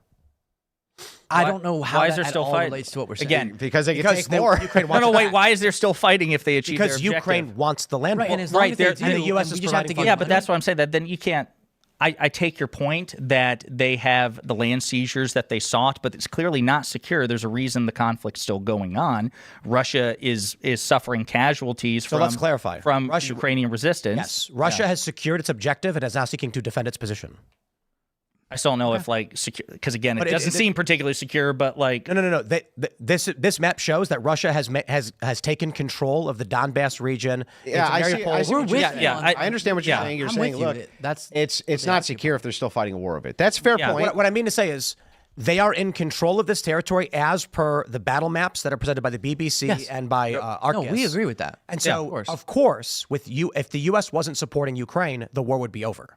yes, That I disagree with. Well, I mean, they would still be resisting, but I think the resistance would be based on my limited understanding, minuscule in comparison. Yeah, they don't have the weapon. They wouldn't be able to do anything. You know what I mean? But they would. I think they're also receiving. Aren't they receiving even more from European allies? Yeah. Like, again, this is where they get a lot of aid. Yeah. Yeah, even outside the United States, my understanding is like they're getting a lot of shit from the United Kingdom, the European Union, everywhere. And, yeah. Sure. So because if those other countries, like if Ukraine sees this as an ultimate, fight to the death for their homeland, and then other European countries feel threatened by Russia doing this, and they're going to be supporting Ukraine somewhat already, and Ukraine's going to be fighting, regardless of if we send aid, I'd rather them have our aid and do more damage to Russia and maybe hold back some Russian aggression further than standing back and Ukraine gets even further. Yeah, so basically that's a very bloodthirsty position for a progressive, isn't it? So Yeah, the idea here is More people I would want die if Russia American could just funding to go to Ukraine so that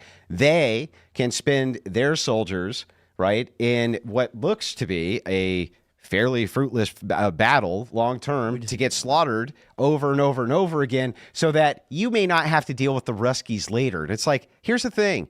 You're going to have to deal with them later, and here's why. They're a nuclear-armed nation. Did you forget about that part? Yeah. They have nuclear bombs and intercontinental ballistic missiles.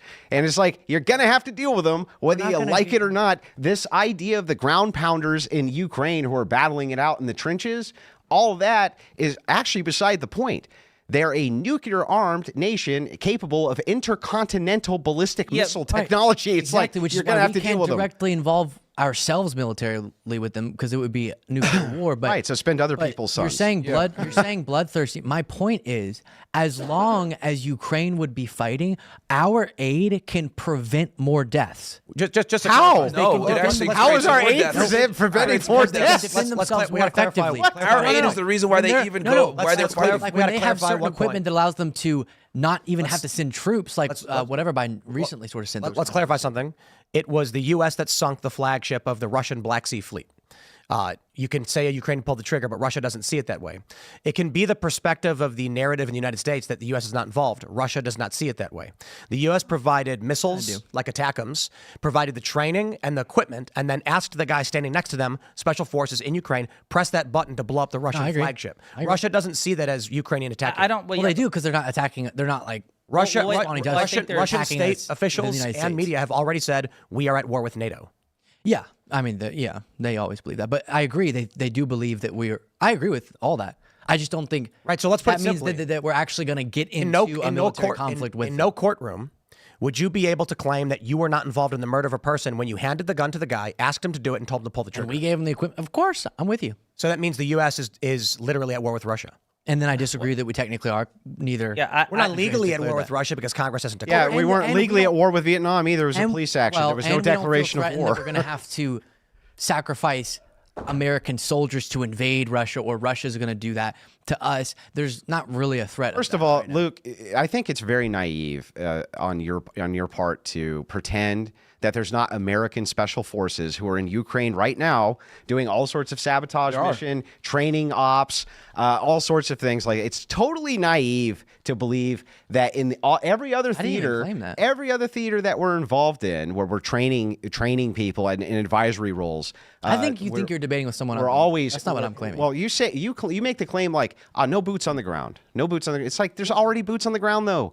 We already have. I guarantee we already have special forces boots on the ground. If you don't hear what I'm saying, then look, I think foreign wars in general are a big waste of money. It's not a W for us. It's an L. Let's just be honest here. This whole situation with Russia and aggression, containing it, it's to fund the military-industrial complex. We need to be able to rationalize and justify our armament. So we need to go ahead and have this conflict with Russia, when in reality we need to figure out some type of diplomatic middle ground with them versus having an issue with a nuclear-armed power. Capable. I think peace is the way to go. But we want to sit here and substantiate our military-industrial complex, which is problematic. Okay, Russia. It's so strange. Russia was the one who violated peace. We had peace, and then Russia made it no longer peace. And then they were fighting, and we went, I mean, a little bit before we were promising not to expand NATO for decades, and we keep doing it. Actually, we never formally promised that, but formally. Yeah, it was a memo. It wasn't a treaty. Yeah. Number one, but number two, was that? Anyone we didn't invite Ukraine into NATO. Is that what you guys talked about? There was no offer. Before they invaded, Ukraine specifically said, we're not going to be we're not entering NATO, and the United States was like, yeah, it's not happening, and Russia still invaded. It is not. Let's clarify. The issue wasn't NATO. The issue was the European Union. And so Vladimir Putin went to Ukraine and said, if you open up your borders to trade with Europe, and we have open borders with you, European goods will flood into Russia and it'll destabilize our economy. So you have to choose either Europe or Russia. The issue was Ukraine largely was like, you mean we get access to the Schengen zone and European trade, but we lose Russia? Russia got pissed and said, no, hold on. We need Sevastopol. We need Crimea. We can't lose that to the West. Now you can make the arguments about what you think happened with the ousting of Yanukovych. A lot of people believe that it was U.S. aid and the CIA that went in to help foment these groups that ultimately stormed his mansion and ousted the guy, forced him to flee to Russia. But this bubbling conflict in the country and political destabilization was definitely both Russia and NATO, Western forces, vying through political means to gain control of Ukraine. Sorry. Mm-hmm. Yeah, I'm with you. I think that all that dynamic is very important. And I don't think Russia should have a say in... Yeah, so it's not like they just invaded out of nowhere. You know what I mean? I think it's important to understand, What? Yeah, that is. It's what you were just you kind of just back off immediately on your own position right away. You don't even know what my own position is. I'm saying all of those things contribute. That doesn't make it justified. Someone can be... No, you said there was peace and then Russia violated it and then backed off in the position the second it was clarified by Tim. Wait. Hold on. There. But what are you talking about? I don't think that was a contradiction. That was you could say... Okay. You could say that... Our position, I think me and Andrew's position is... We need to stop sending aid to Ukraine and end this. Yeah, we got your position. That's our position. You can violate peace for a reason. He had a reason. I just don't think it's a justified reason. We shouldn't have started a war over it. Let's ask the simple question. Can you acknowledge there's a difference between what you just said, Andrew? No. Your implication was everyone was minding their own business and getting along fine, and then the Russians moved into the Ukraine, right? Everything was perfect. Let's ask the question that Myron brought up. Should we cut off the aid and just say no more involvement in Ukraine?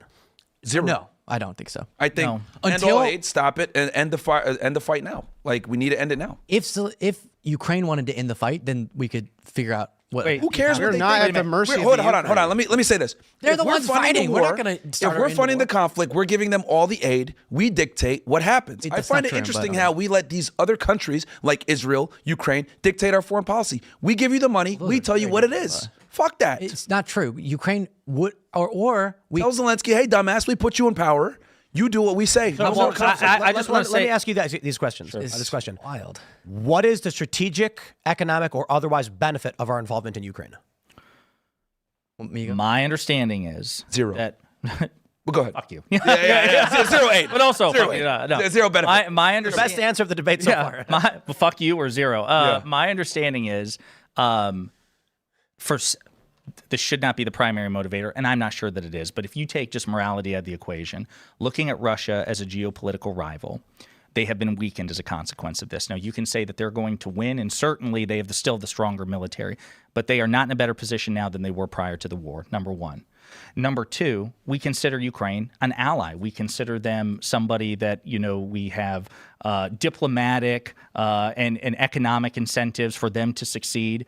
Also, by definition, the European Union as well. So it seems like we have diplomatic and economic reasons and to try to weaken Russia, number one. Yes. But I just want to be clear, at least for me, and I'm sure Luke would agree, if Ukraine did not want to fight, I don't think we should be forcing or coercing Ukraine to fight. If they decide, you know what, fuck it, we've resisted, let's have either a settlement or just wave the white flag all the way around. I mean, I think it would suck that we were empowering and rewarding Putin, but at that point, yes, the aid should be cut off. But my understanding is they still want to fight and they just need help. So who is they though? Ukrainian people, right? Isn't there in the Ukrainian government? Zelensky wants to fight. Well, I believe that largely the population has either resisted conscription or fled the country. Yeah, not the majority. I'm saying, but I'm sure there's people doing that. Yeah, I mean, they're drafting women and elderly. They're not. So I don't think pull people a polling. I'm sorry. You're right. To be clear, I'm sure the number of people who want to pick up a gun and fight Russian soldiers, I'm sure that number.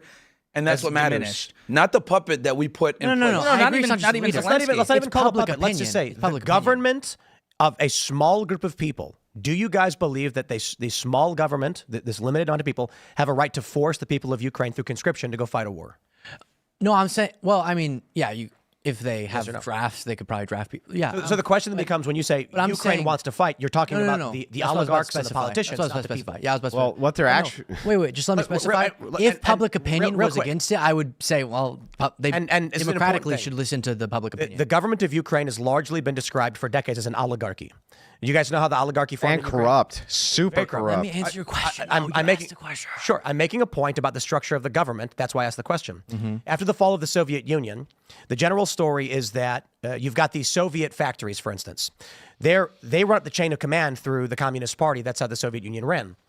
When the Soviet Union collapses and Ukraine effectively becomes its own state, where does this factory answer to now that the party has been shattered?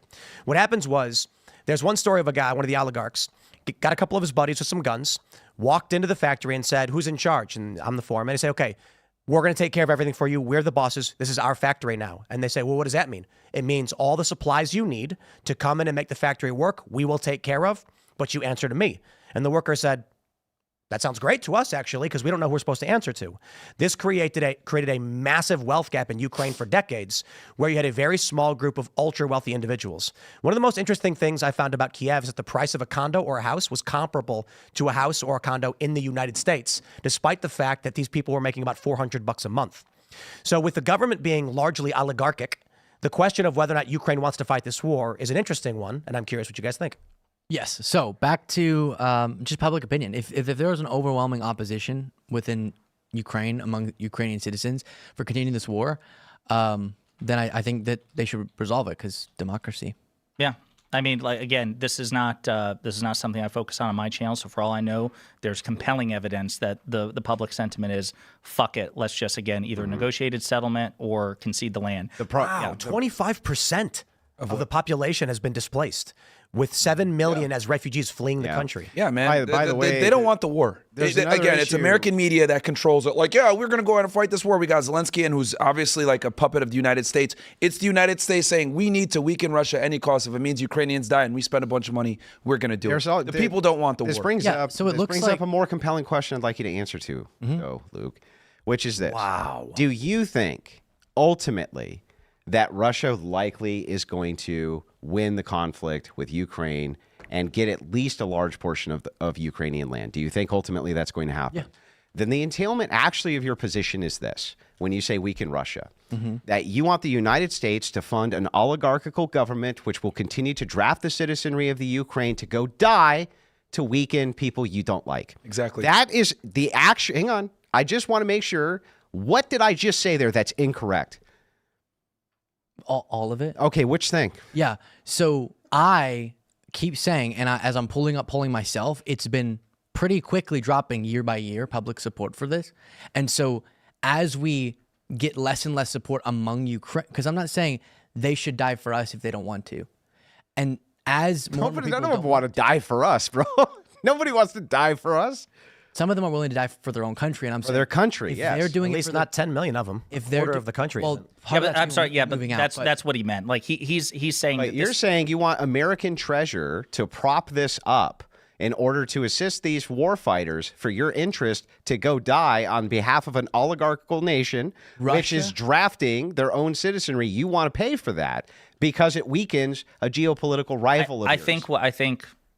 You correct me if I'm wrong, because I know this is my position. I think the position is we should be continuing to support an ally as long as they want to resist an invader, a foreign invader, which incidentally also benefits us directly because it weakens a foreign adversary, that same invader.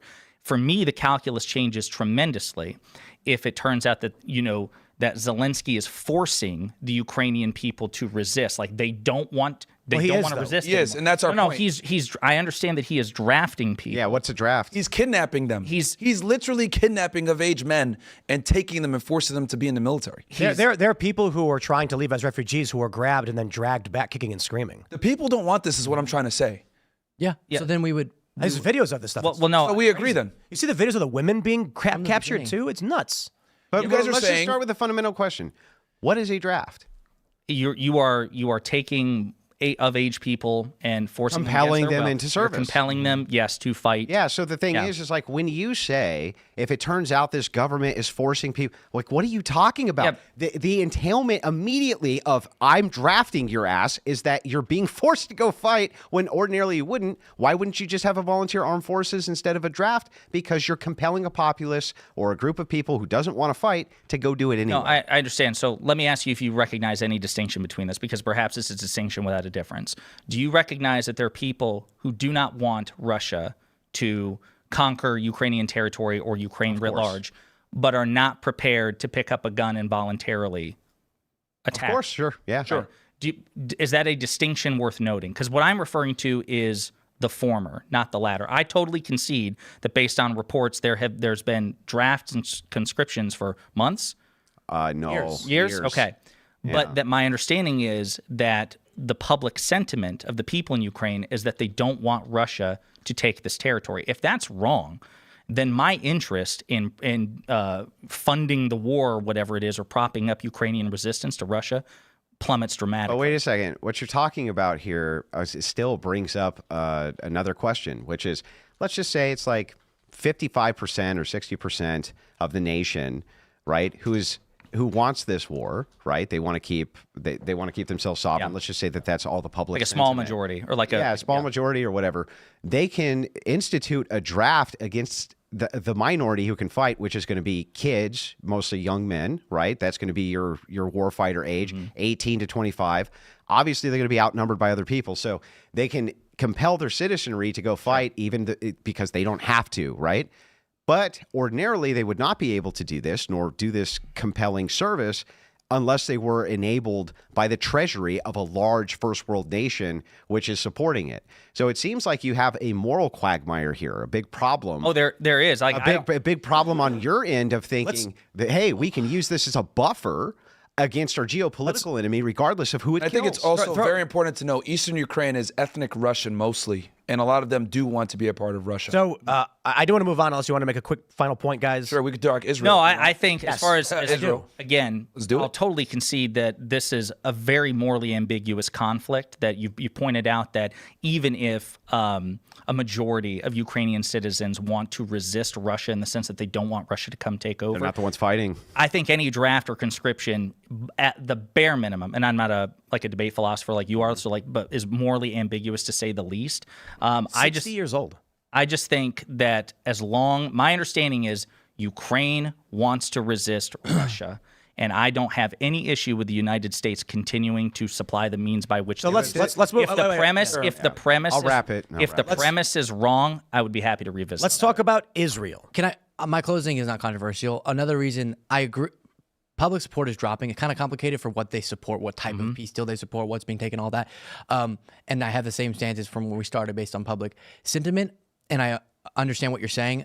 I'll note that I also think for leverage to get a better deal for Ukraine, it's important that the United States stands like we're going to support them to infinity and beyond, so that Russia doesn't feel like, wait, if we just wait out American support for Ukraine, we can take even more, right? So that they believe, gosh, we're stopping up at this line. Okay, let's talk about Israel. So a couple days ago, it was announced that there was a ceasefire that was reached. We're still waiting to see if it happens. There's going to be a vote in Israel. There's contention over who is responsible. Biden says it was his diplomacy and his plan.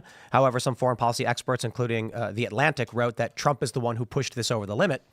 So there's a lot of questions pertaining to Israel. Should we be involved in this conflict? Should we continue to fund them? What degree of support for Palestine do you guys have, and how do you view the war? And I don't know who wants to jump in first. Who wants to go first? Well, I'll put my position out there. I don't think that we should be supporting either the Palestinians nor the Israelis in this conflict. Never have thought so. It's a terrible entanglement for us. We can't win, regardless of which side we were to back. We can't win if we back Palestinians.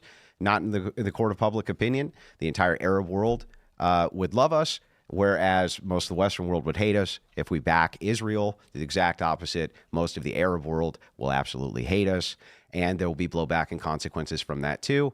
It's another great reason why our foreign policy should be one of disentangling ourselves from these foreign conflicts, and especially in Israel, we need to back away from that conflict as fast as possible, and that's always been the case. It's the first time I've ever heard progressives actually say something like that. So I'll give my stance for that. I'll give them some credit. No foreign aid to Israel. I think Israel's caused the United States a lot of problems. They run our foreign policy. If you look at every single terrorist that's Why'd you attacked soy the United face, States, Tim? Why did you soy face? 200,000 Ukrainian troops deserted. Yeah. Yeah. AP reporting the official number is 100,000 charged, and estimates of upwards of 200,000 people have deserted. That's why they were kidnapping people. I don't want to get back on Ukraine, but when I saw that, I went, "Holy yeah, dude! crap!" It's terrible. Yeah, but no, it's crazy. That's why I'm saying the conflict in Ukraine is a waste of time. But yeah, when it comes to Israel, I don't see any strategic advantage the United States enjoys from supporting Israel. There's virtually none. Oh, there are eyes and ears in the Middle East. Well, the Middle East wouldn't hate us if we did not support Israel. So. Yeah, I think when it comes to Israel and our support of them, the only reason we do is because we have very rich lobbyists that make sure that we do, and our support of Israel needs to drop off. Don't tell me you guys are going to support Israel now. So, number one, well, I think you asked about the potential peace. We're going to have to see how it's implemented, if it works, because even immediately it was sort of, is this Netanyahu delayed the vote. Go through. I think they ended up voting today. Right. And then the next, because a part of the deal is that later parts of the deal are going to be negotiated later. So seeing how all that plays out, phase 2 and 3 and stuff like that. Yeah. But the fighting stopping, the dying stopping, the carnage stopping is obviously good.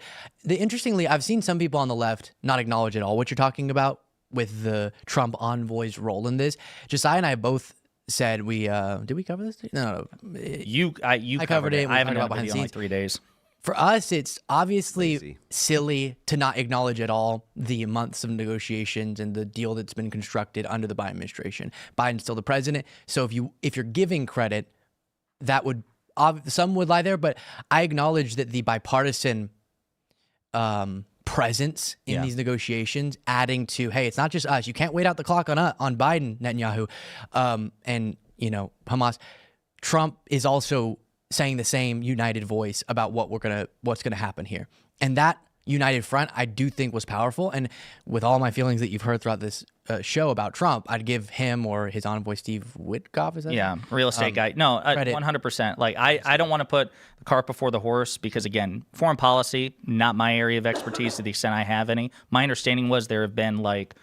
Well, and even experts get it wrong constantly. Well, but haven't there been like ceasefires negotiated or talks? Sure. We got a ceasefire and then it didn't happen. Yeah. So I'm with Luke. Like, you got to wait and see. But I am happy to give Trump a lot of the credit here, some of the credit here, because it was bipartisan effort. It was Biden's deal. My understanding of the framework of the deal, and Trump left them no safe harbor. He was like, you take this deal because you're not getting. I want this done before Inauguration Day. I completely agree with you. Trump is the best. He's the greatest president. Motherfucker right here. I'm going to withdraw that fuck you that I gave to you, and I'm going to toss it your way, all right? So wait, what is your guys' stance on Israel, though, and support, though? I see that you guys agree with the deal, which it's good that there is a ceasefire. I agree. But I think in general, our aid of Israel has created a lot of problems for the United States. I think in general, throughout the conflict, there's lots of times and reasons to be supporting Israel. But I think what we're learning a little bit through the end of this process is Biden should have done a lot more leveraging, thus threatening withdrawing and potentially withdrawing aid to get a better resolution earlier. And the fact that that didn't happen, I think, is a stain. I'm uncomfortable. I was just going to say, as a general proposition, and I'm not sure there's any nation this applies to except Israel. I'm uncomfortable with the notion of unconditional support to any ally. Of course. And I feel like even more like in the United Kingdom or even Ukraine, I feel like Israel gets a blank check from the United States. They do. As far as that makes me incredibly uncomfortable. We shouldn't be. They have nuclear weapons. We shouldn't even be giving it to them off of that. I kind of feel like there's a largely, I don't want to say complete agreement, but large agreement over we shouldn't be funding these wars. Trump did help get this past the line. I think this has been like the easiest subject for us. Nobody likes AIPAC. Yeah. Like, who'd have thought Israel was the easiest subject for this debate? Everyone's kind of like, yeah, Yeah, I think it's the whole support of Israel. One thing I've noticed is that whether left or right, both people oppose Israel for different reasons. On the left, it tends to be for more humanitarian reasons. On the right, it's more for they influence our foreign policy, and this is problematic. Economic, too. Yeah, economically as well. So, and I think this is why the ADL is rallying so hard, like, we need to stop this, blah, blah, blah. Jonathan Greenblatt was literally in Israel talking about we need some type of sophisticated situation where we stop these dissenters of Israel like we did with the Hezbollah pager attack. And I'm like, holy shit, this guy's over there. He's an American citizen, right, allegedly, in a foreign land talking about how we need to police language in the United States. That's crazy. But that's what they do. Let's we have about a half an hour, so I do want to make sure we get into the harder culture war issues. We talked about Trump as a person, actions he's taken. We talked about Repeal the 19th. Yeah, so let's start here. And I'm going to kick it off with something that's rather speculative. But we saw the overturn of Roe v. Wade. The argument largely from the Supreme Court is like, what are we doing here, right? They seem to take this position that this is not an answer for this. This is not a question for the Supreme Court. Let's start at the states.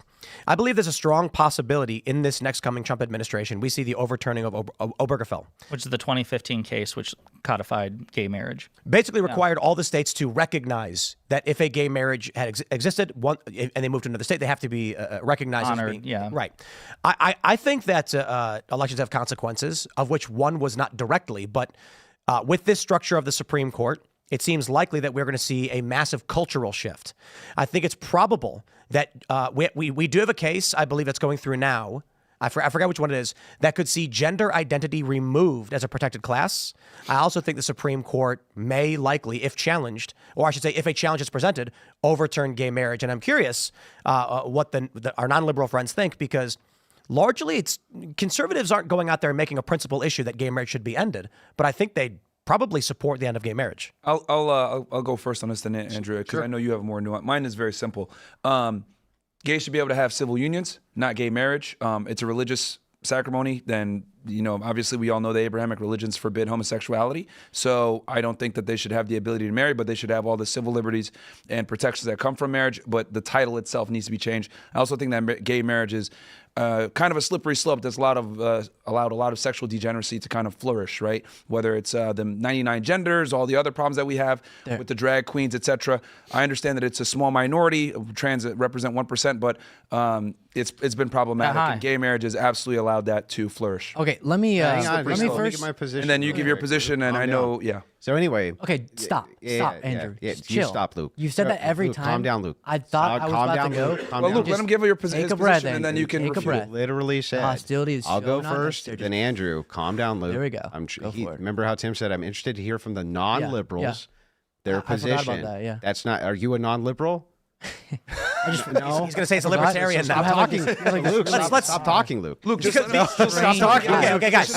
And then you can refute it. Luke, I know you disagree with us. I don't actually care to go right now. I'm just curious, why you're this wound up. Right, okay, guys, come on. The only person that's Bergen is you. Right, okay, guys. The reason I asked the non-liberals is because they're going to present the argument that is outside the current standard. It is currently the standard that Obergefell is upheld. What do you think? So marriage is only as useful as it is recognized. And the state cannot force people to recognize marriage. They can't do it. People's purview of marriage is that it's between men and women. There's a reproductive status which occurs with it, and that it's a institution which is sacramental through religion. This is the purview of most people who still identify in this country. By the way, the majority still identify as Christian, like it or not. They still do. And so marriage is only as useful as it's recognized. We've had gay marriage now for a while, and it's still not recognized. That's the truth is that Christians still don't recognize it. They still don't consider it to be valid. They may say you're married. They may, the state can imbue you with marriage. And you can even have polls where conservatives say, you know what, fine, whatever, right? But they themselves, they don't recognize it as being valid. So I think it's completely fine for the Supreme Court to say, look, this is invalid. This should be a religious institution. We should take it out of the state's hands anyway.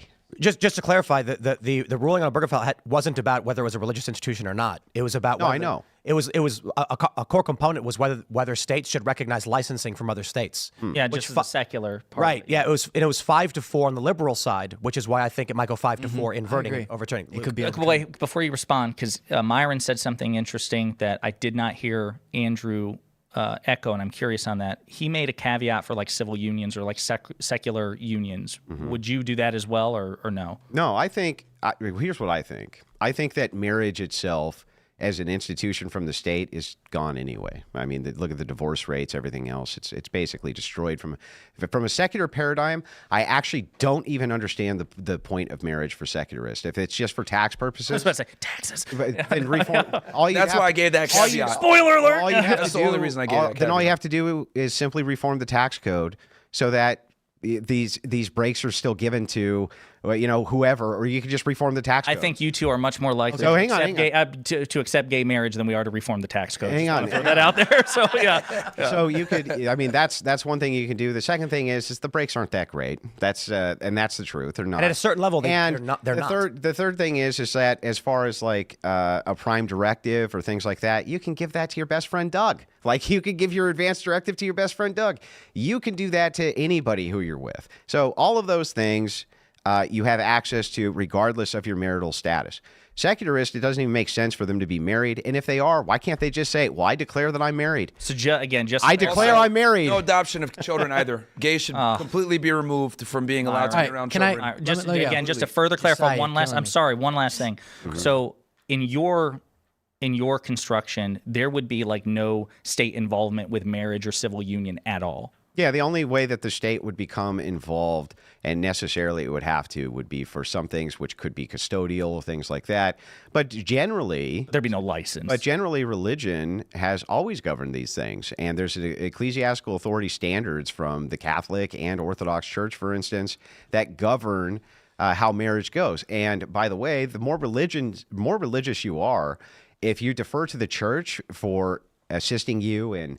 If they grant a divorce in the first place, in custody arrangements, things like this, they have a great track record of that. The state doesn't. The state doesn't have a good track record of it. They generally favor one parent over the other, and that's been the woman for a long time. That's been the standard. It is slowly changing, thank God, but that has been the case. There's actually no good reason, no compelling reason for secularists to get married at all. Definitely no compelling reason for homosexuals to get married. They're not going to be able to get married in Christian churches anyway.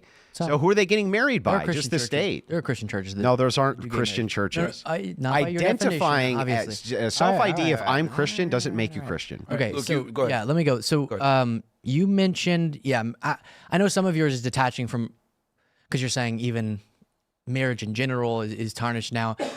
But to Tim's question, marriage isn't religious when the state is the one bolstering it, right? We have the separation of church and state, so it has to be a secular concept. Why does the state need to be involved in marriage? Even if it's bolstering a, something that crosses over with a religious practice, which is marriage. So the state honoring a marriage, which is it's just a legal commitment between two people. And that's something that people who are secular also want to make. And that's the state honoring, because I do think a society is better off when people make such commitments to. Yeah, why do you need the state for that commitment? There's all sorts of things that the state will incentivize, even like as we try to implement some pro-family policies that give you better family. Gays should have families. So let me finish. Go ahead. Come on. And that, child tax credit. There's things that you want to support and incentivize through the implementation of policy. I think marriage is one of them. And so it can't be about whether or not it's tarnishing the religious concept of marriage, because those two things are separate concepts. Then you brought up, and I hear this a lot. Can we do it one point at a time? Well, you made a lot of points as well. But you brought up that marriage is believed to be a man-woman concept. Yes. But I feel like that's a strange thing to put your argument on, because it's just, public opinion, and public opinion has shifted so radically. Like right here, is this support for same-sex marriage? Yeah, so there's actually a majority support if you want to look up there. It shows that. But it's dropping. But you were wrong. No, I wasn't wrong. You were wrong that people don't support same-sex marriage because you were saying the concept is believed to be by people between a man and woman, which is not what the polling That's shows. not what I said, Luke. And then you talked about it being for reproduction. So I would ask any restrictions you would implement for same-sex couples. Would you implement for like infertile couples? Okay, so let's back up, and yes, I'll answer your question, but I'm going to take these one at a time. All right. Okay, so let's start with what I actually said. I literally said, Luke, that it's the perception of the religious these aren't valid. They're not saying you can't do them because they just consider them to be invalid. Okay. And when you dig into the data, that's what you find. That's one. The second thing is the government's job, when the state gets involved for marriage, it's supposed to be for the promotion of the health and welfare of the state. That would be the family unit. Now, we can look at birth rates in the United States and we can see marriage has not done us any favors when it comes to reproduction. It has not done us any favors when it comes to intact family units, more single moms than ever, more single fathers than ever. There's almost no virgins who get married. I mean, it's basically that ship has sailed. Okay, the institution of marriage itself is cheapened. You also go on to say, what about child tax credits? You get those even if you're not married, Luke? You get the earned income credit even if you're not married, Luke. And that was an example of the government incentivizing something. Yeah, but the government's not incentivizing that through marriage because you get it even if you're not married. That's what I'm saying. You get it. Hang on, Luke. I was saying I think marriage is an incentivization. Let me respond. Let me finish the response, Luke. Relationship as well. Let me finish the response. Just like how through other policies, Luke, can I finish the response, Luke? You said something fake about what I was saying, so I just wanted to explain. Yeah, okay, even though you said it. You said, we have things in marriage like the earned income tax credit. It's like, no, that applies. That's not what I said. Yes, it is. Let me explain so you can continue. Rewind the tape, bro. No, I said, I believe that marriage as a state concept, because you asked why should the state do it? I said, well, because I actually do think people building wealth together, building a life together, same sex or not, is a better structure for a society. And so incentivizing that through honoring it by the state is good. Just like how we incentivize other things, like having children through child tax credit. It was just a separate, just like how we do that. No, that wasn't. But to answer to your question, when it comes to women who are infertile or can't reproduce. And Andrew, you said a component of marriage is reproduction. Remember, this is a component of marriage, not the entire purpose of it. In my view, the purpose of marriage is that the man is representing the Christ head, the woman the body of the church. That's what the purpose of marriage is from the religious standpoint. That aside, from the secular standpoint, when you're talking about women who get married and they cannot reproduce, there's still a set standard for what is called normalcy, meaning if you are promoting the normalcy of men and women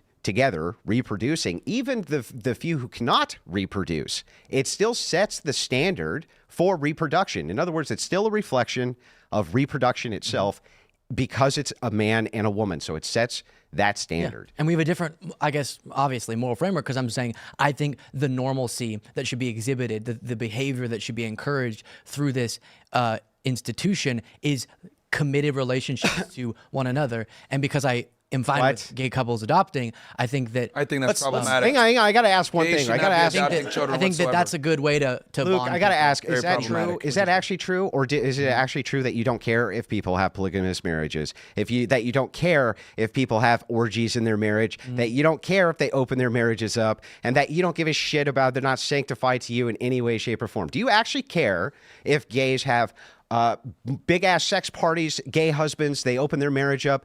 Is there any concern for any of those things as you're talking about, well, wait, I do believe that it's good for society to have this healthy normal standard? We got the question. Yeah. What is the healthy normal standard? Yeah. This is what I was mentioning earlier, the tone. I don't know why. I can explain it. Yeah. I agree that whether or not I care about what other people are doing in their lives, I do acknowledge when things are societally advantageous.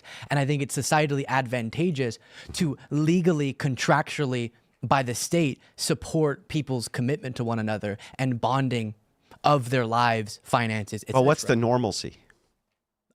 That commitment.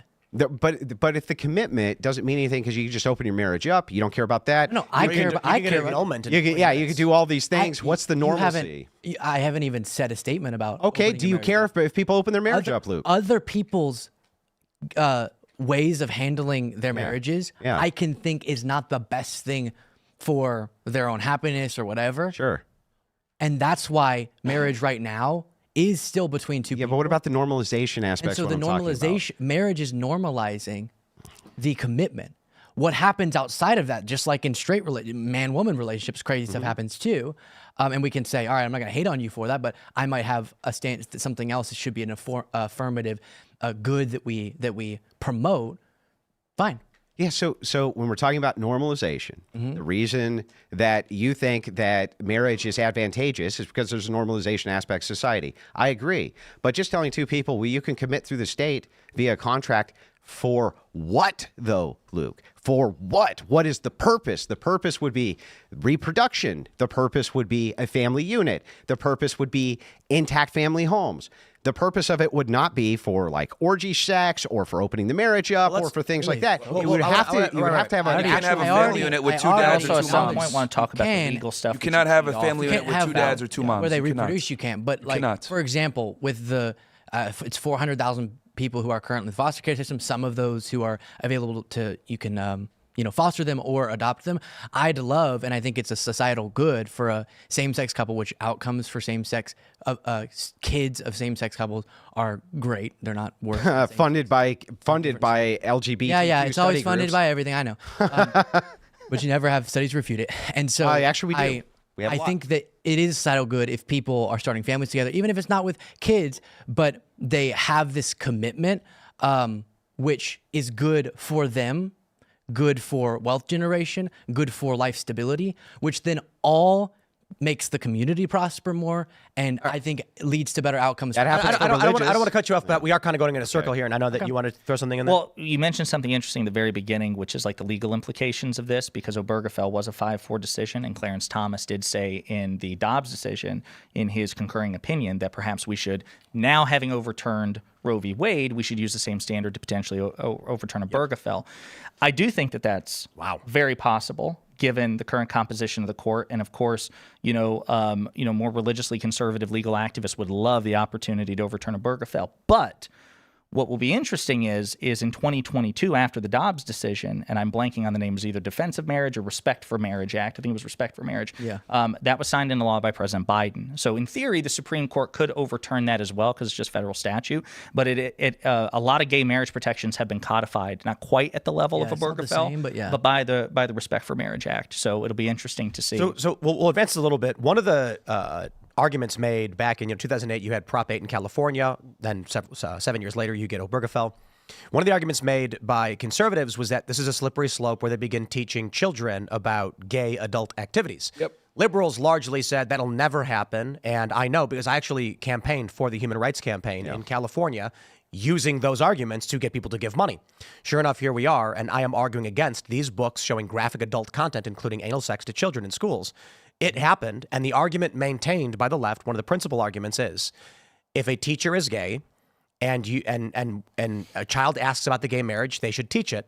No. As it pertains to sex education, the argument presented by many liberals is that it would be discriminatory to only have heterosexual sex education. Mm-hmm. If you have sex education in schools, it must be for all protected classes, of which orientation and identity are protected. Thus, these books are in grade schools, and the liberals have defended children seeing fetish content. No, so just like the liberals have defended children seeing fetish content. And this is what I mean when I said the slippery slope, right? When we allowed gay marriage, we allowed all this other degeneracy in. And my thing is like, look, you want to be gay, you want to do that, awesome. Keep it away from the kids completely. I don't think gays should be allowed to adopt children, be around children, read drag to them, any of this stuff. Be in public, Myron. In public? I mean, if we're going to be all the way, I think they should have don't. Gay-only zones where they can only have PDA there. I don't think they should. Talk about a slippery slope. Okay, but real quick. I want to do this. We should have asked that question. I thought there was a line there. Yeah. Sure, go ahead. Clarifying point. Yeah. To a degree, public displays of affection are illegal. There's a limiting factor on it. So go ahead. Yeah. Okay. I thought you meant. I just asked be in public as a smart ass. Yeah. I didn't say have public sex, straight or gay. Just for the record, which they do. Hold on, I got to bring it up. They literally do it in California. It's on video and it's horrifying. It's illegal, and they don't enforce against it. Okay, then enforce against it. But let's not pretend that doesn't happen. My thing is, I'm tired of gay that. marriage is a slippery slope. Good luck going to It's how it California began. and asking All right. the police to actually enforce the actions against what they're doing in public because they are. It's on video. All sorts of crazy things in a country this size happen, including in the school I went to, some crazy stuff being taught that's way to the right. So inappropriate things happen, and we can get into that discussion. But first, let me answer your question, which was about books. I have seen examples of books. Straight content or gay content doesn't matter. If it's overly sexual for a young person, of course you don't want them to have that.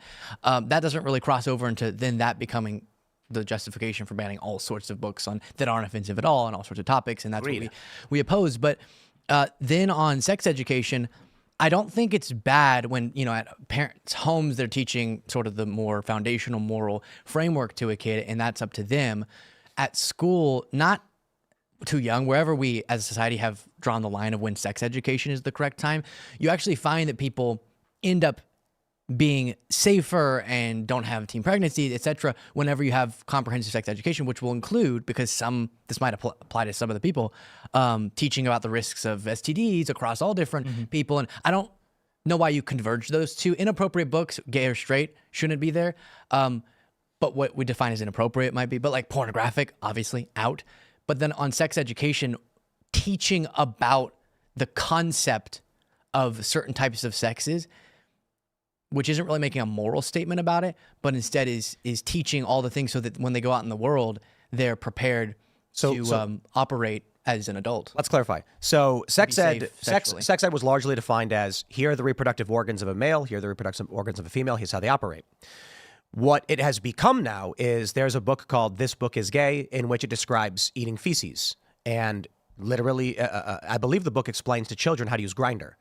The argument made by prominent liberals is that is gay sex ed. This is how gay people have sex. If you say they cannot teach this because they do these things, that's discrimination under the 1964 Civil Rights Act, as orientation and identity are protected. Therefore, it must be taught in schools. No, it's...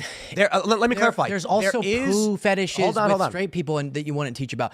It's not really about that. So let's clarify. But what's appropriate, what's not. There is no such thing as LGBTQ sex ed. If sex ed is quite literally reproductive organs, and that's all it is, and how they operate... That's not what sex ed is. Yeah, I would just... Sex ed you don't think we should not teach at all about STDs? Or contraception or anything like that? That's science, organ, virus, etc. It's not teaching people different types of fetish practices. No, but I don't think we agree with it. Just if you're to be saying clear, prominent Republicans are Nazis. It's like so let me all sorts of crazy ask people. What that doesn't mean that's what we're saying. Gay sex is educational and scientific that should be taught to children. Sorry, ask that again. What? What LGBTQ sex is appropriate for children in your view? Yeah. So to lay out the exact presentation I think a teacher should give in whatever grade it is, I obviously want to go look at sort of the curriculum and all that. But I can tell you that the sex education goes beyond just here's your reproductive organs. And I think that's important. And when I've seen research about this, it's actually, like how? To y'all's interest, making people safer and less likely to end up how does it go beyond because of things related to sex. So as I mentioned, having sex, because this is something that happens whether you want it to or not. Agree on. Right.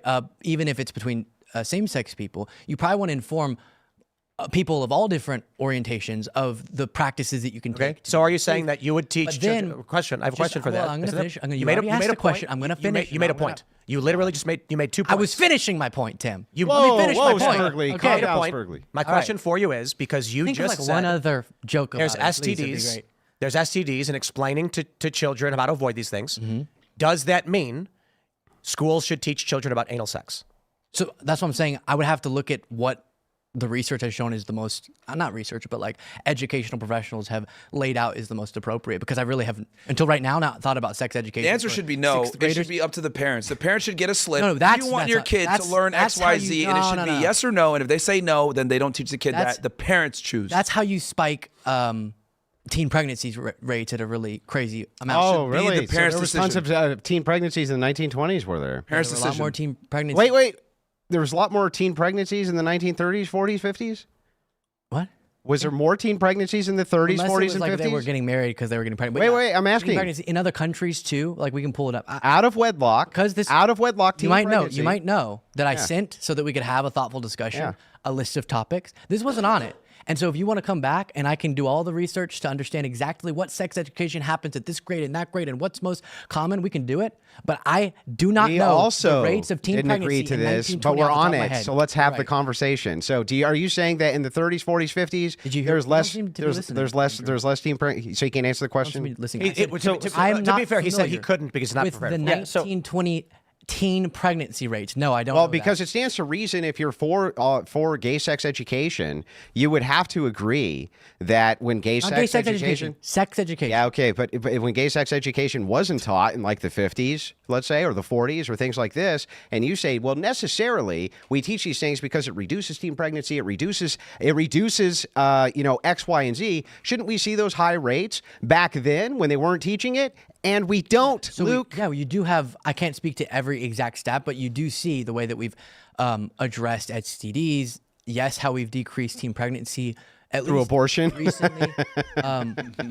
No, but Yeah. So listen. you can look at the rates of that too. But Yeah. So, is there anything based on what he comprehensive said education. about the level of education that you disagree with? Because it seems pretty comprehensive to me. At whatever grade you start teaching sex education, you should be discussing to the extent to protect against STDs and things like that. I don't think people should be teaching.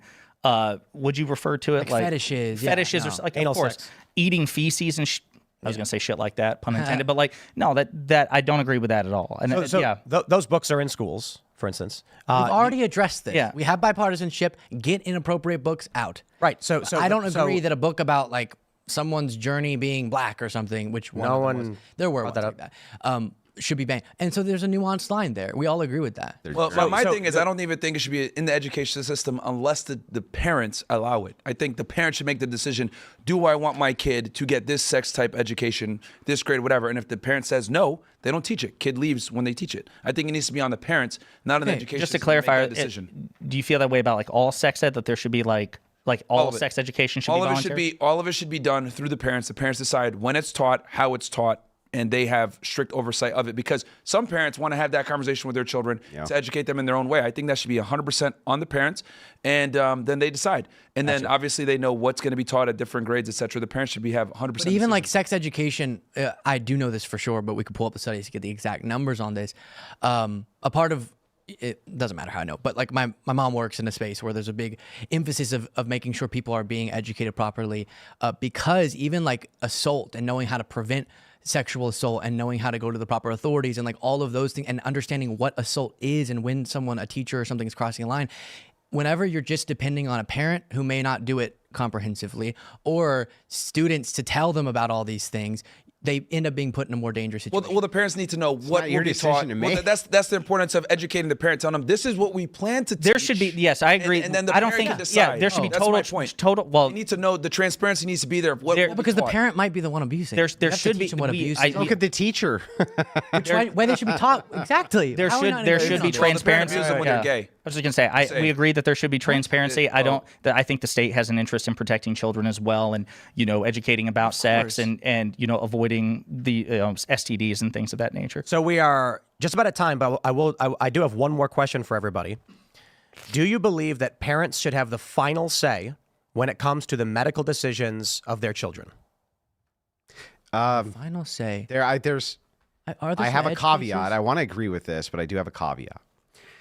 There are like religious nutcases who exist who they won't give their kids any treatment for anything, not a broken bone, not they have like a terrible infection. They won't allow them to have antibiotics. They just like pray over them, right? And this type of thing.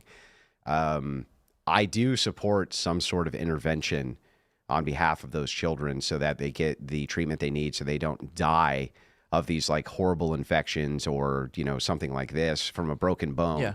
I think within the confines of reason, this should be ascertained. But generally speaking, of course, parents should have the right over the medical decisions of their kids. Who else should? So do you guys agree with that? I agree with that wholeheartedly. The only thing I would say is like if they want to say, I want to transition my kid, then no. Because there are some loonies out there that say, I want But my I kid put to that on transition. par with within the confines of I wanted reason. to add that. I wanted to just add that. But like, serious medical situation or transitioning their kids, that's the two times where the parent's decision doesn't really, no. Yeah. I was just going to say, as a general heuristic, I think that when it comes to minors, parents should generally have the final say. But I agree with Andrew that there should be some exceptions. When it gets to the case like neglect. Yeah, exactly, or abuse or things of that nature. So I think it's just like trying to identify that line. And I'll totally admit that I don't know where that line is. People because who don't have their own. It's not arbitrary, but there is interpretation with it. There's no way around the fact that there's interpretation. So. We do have to go wrap, but the reason why I want to ask and kind of go quick with it is that in blue states, if a child is distressed and the doctor prescribes gender transition, the parents say no, the state intervenes and says you do not have the right to decide for your child. In red states, it's inverted. That's been in red states, it's inverted. Portrayed. If the parent says my kid should get a transition, the state intervenes and says no, you can't. So I bring this up because there is this principle that people like to bring up that the parents should ultimately decide. But the reality is, based on the moral worldview, people will easily break from that principle. Yeah. Well, I think it's because we all agree that the framework should be, if you're not yet able to decide for yourself because you're not a legal adult, then you have to decide in accordance with your guardians. It's just a matter of where do we draw the line of when sort of you lose guardianship because you're making such. Well, what's so bizarre is I feel like the right. Oh, but also Christian the blue state right, stuff is often distorted. I feel like the Christian right is the only ones who are consistent on this. So, like, we would say the same thing. If you're taking your 2-year-old and getting full body tattoos for the 2-year-old, you take your 2-year-old to the tattoo parlor and give them full body tattoos, we would be like, no, you're not allowed to do that. What's that? It's not consistent. What's inconsistent? It's impossible to be consistent on this issue because it's based on morality, not on legal. No, I'm saying their moral position is consistent within the principle of their morality. He was saying in the Christian that's paradigm. my point. Everyone's dependent on their own morality. Yeah, it's not a question of whether parents have the right. It's a question on whether it adheres to your morals. I know, but other moral positions are not consistent to their principle on this. I'm arguing, I think that the Christian position is consistent in its moral principles on that issue. I think it is actually consistent. I don't think that the harm